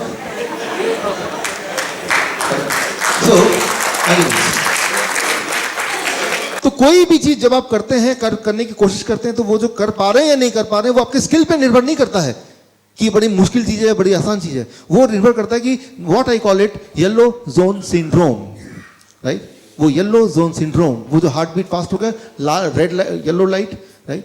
तो जब हम को इस डाइट, जो भी डाइट अभी आपकी है उसको चेंज करके, जो भी आप मेडिसिन ले रहे हैं उसको चेंज करके जब सोचते हैं चलो ये करके देखते हैं, उस दौरान आपके आसपास के लोग हैं वो उठा के आपको धक्का देते हैं येलो जोन सिंड्रोम में, और चांसेस ये हैं कि यू सकम टू इट, और आप सोचते हैं छोड़ो यार कौन पंगे ले, जो चल रहा था चलने दो, राइट। तो आपको बस उस येलो जोन को पार करना है, येलो जोन सिंड्रोम। इसीलिए हमारे पूरे भारत में करीब 750-800 diabetes educator, we call them diabetes educator, और अब भी काफी सारे आप में से हैं, एक बार फिर हाथ को उठ खड़ा, या थैंक यू। तो उस वक्त येलो जोन से आप भागे ना, इसलिए मेरी तरह ऐसे बहुत सारे डायबिटीज एजुकेटर हैं जो अपने अपने प्रोफेशन में हैं, बहुत अच्छा काम कर रहे हैं, लेकिन खुद येलो जोन को क्रॉस करके वो इस जोन में आए हैं, ब्लू जोन में, अब चाहते हैं कि बाकी लोग भी आए, राइट। सो वो येलो जोन में से आप वापस, अगर रीडिंग किस दिन देख लिया ब्लड प्रेशर का 140 141/91 हो गया, तो घबरा के दवा लेना शुरू करेंगे कि नहीं, that is yellow zone syndrome. तो बस वहीं पे आपको स्ट्रांग रहना है। मैंने आपको क्लियरली साइंस समझा दिया कि दवा लेंगे तो नंबर घट जाएगा, लेकिन आपका इरादा नंबर घटाने का है या हेल्थ को बढ़ाने का, दोनों एक चीज नहीं है। अक्सर आपने सुना होगा हॉस्पिटल जाइए, कान में वो पेशेंट, वो नर्स डॉक्टर बोल, डॉक्टर साहब वो पेशेंट तो मर गया, लेकिन अच्छी बात यह है कि ब्लड प्रेशर अभी भी, ब्लड शुगर अभी भी नॉर्मल है। तो पेशेंट के रिश्तेदार आए, सारे लोग बैठे बहुत दुखी हैं, नर्स उनको पहली बार बता रही है, बहुत दुख के साथ बोलना पड़ रहा है, आपका पेशेंट की डेथ हो गई, लेकिन खुशी की बात है कि ब्लड शुगर बिल्कुल नॉर्मल है। तो आपको खुश होना चाहिए ना, क्योंकि आपका मेन मकसद तो ब्लड शुगर को नॉर्मल करने आया था कि आपको हेल्थ को वापस लेने आया था। अगर तो आप चाहते हैं कि हेल्थ को वापस लें तो वो दवा के रास्ते से नहीं है, that you understand very clearly. अगर वो होता तो जो लोग सबसे ज्यादा दवाई ले रहे हैं वो सबसे ज्यादा हेल्थी होने चाहिए था ना, right. So what I mean to say, वो येलो जोन सिंड्रोम, उससे आपको बाहर निकलना है, क्योंकि जब आप इस तरह के डाइट में रहेंगे, जो इसमें दिया हुआ है, इसमें क्लियरली मेंशन है क्या करना है, कैसे करना है, तो जब इस तरह के डाइट में रहेंगे तो थोड़े बहुत विड्रॉल सिम्टम, राइट, कि अलग चीज कर रहे हैं तो ब्रेन रिमाइंड करेगा, लोग रिमाइंड करेंगे भाई क्या कर रहे हो, उसको बाईपास करना है, लगे रहना है थोड़े दिन के लिए, मैं सालों साल नहीं बोल रहा, 15 दिन के लिए, 15 डेज अगर आप स्टिक करके आए तो वो येलो जोन सिंड्रोम से बाहर निकल गए। Now you are blue zone syndrome, you are in a comfort zone, अपने कंफर्ट जोन में आएंगे। तो इसमें क्या करना होता है, इस वाले डाइट में अगर सिंप्लीफाई करें तो फ्रूट्स बहुत सारे, 500 ग्राम से 1 किलो, रॉ वेजिटेबल कच्ची सब्जी 500 ग्राम से 1 किलो, ग्रीन लीफ पत्ते, राइट, करीब 50 ग्राम से 100 ग्राम, राइट, ये सारी चीजें ज्यादा खानी होती हैं, और दूध छोड़ना होता है पूरी तरह से। और अगर दूध ज्यादा ही आपको पीना है तो हफ्ते में एक बार कभी पी लिया, टेस्ट की वजह से, क्योंकि ब्रेन आपका पीछा कर रहा है, याद दिला रहा है, लेकिन वो दूध किसी भी तरह से आपको नहीं पीना होता है इसमें, राइट। तो that is how you to do it, आपके लिए भी अपने बच्चों के लिए भी। कई बार ऐसा कोई बोलते हैं कि ये बड़ा मुश्किल है, इससे ठीक तो हो जाते हैं, राइट।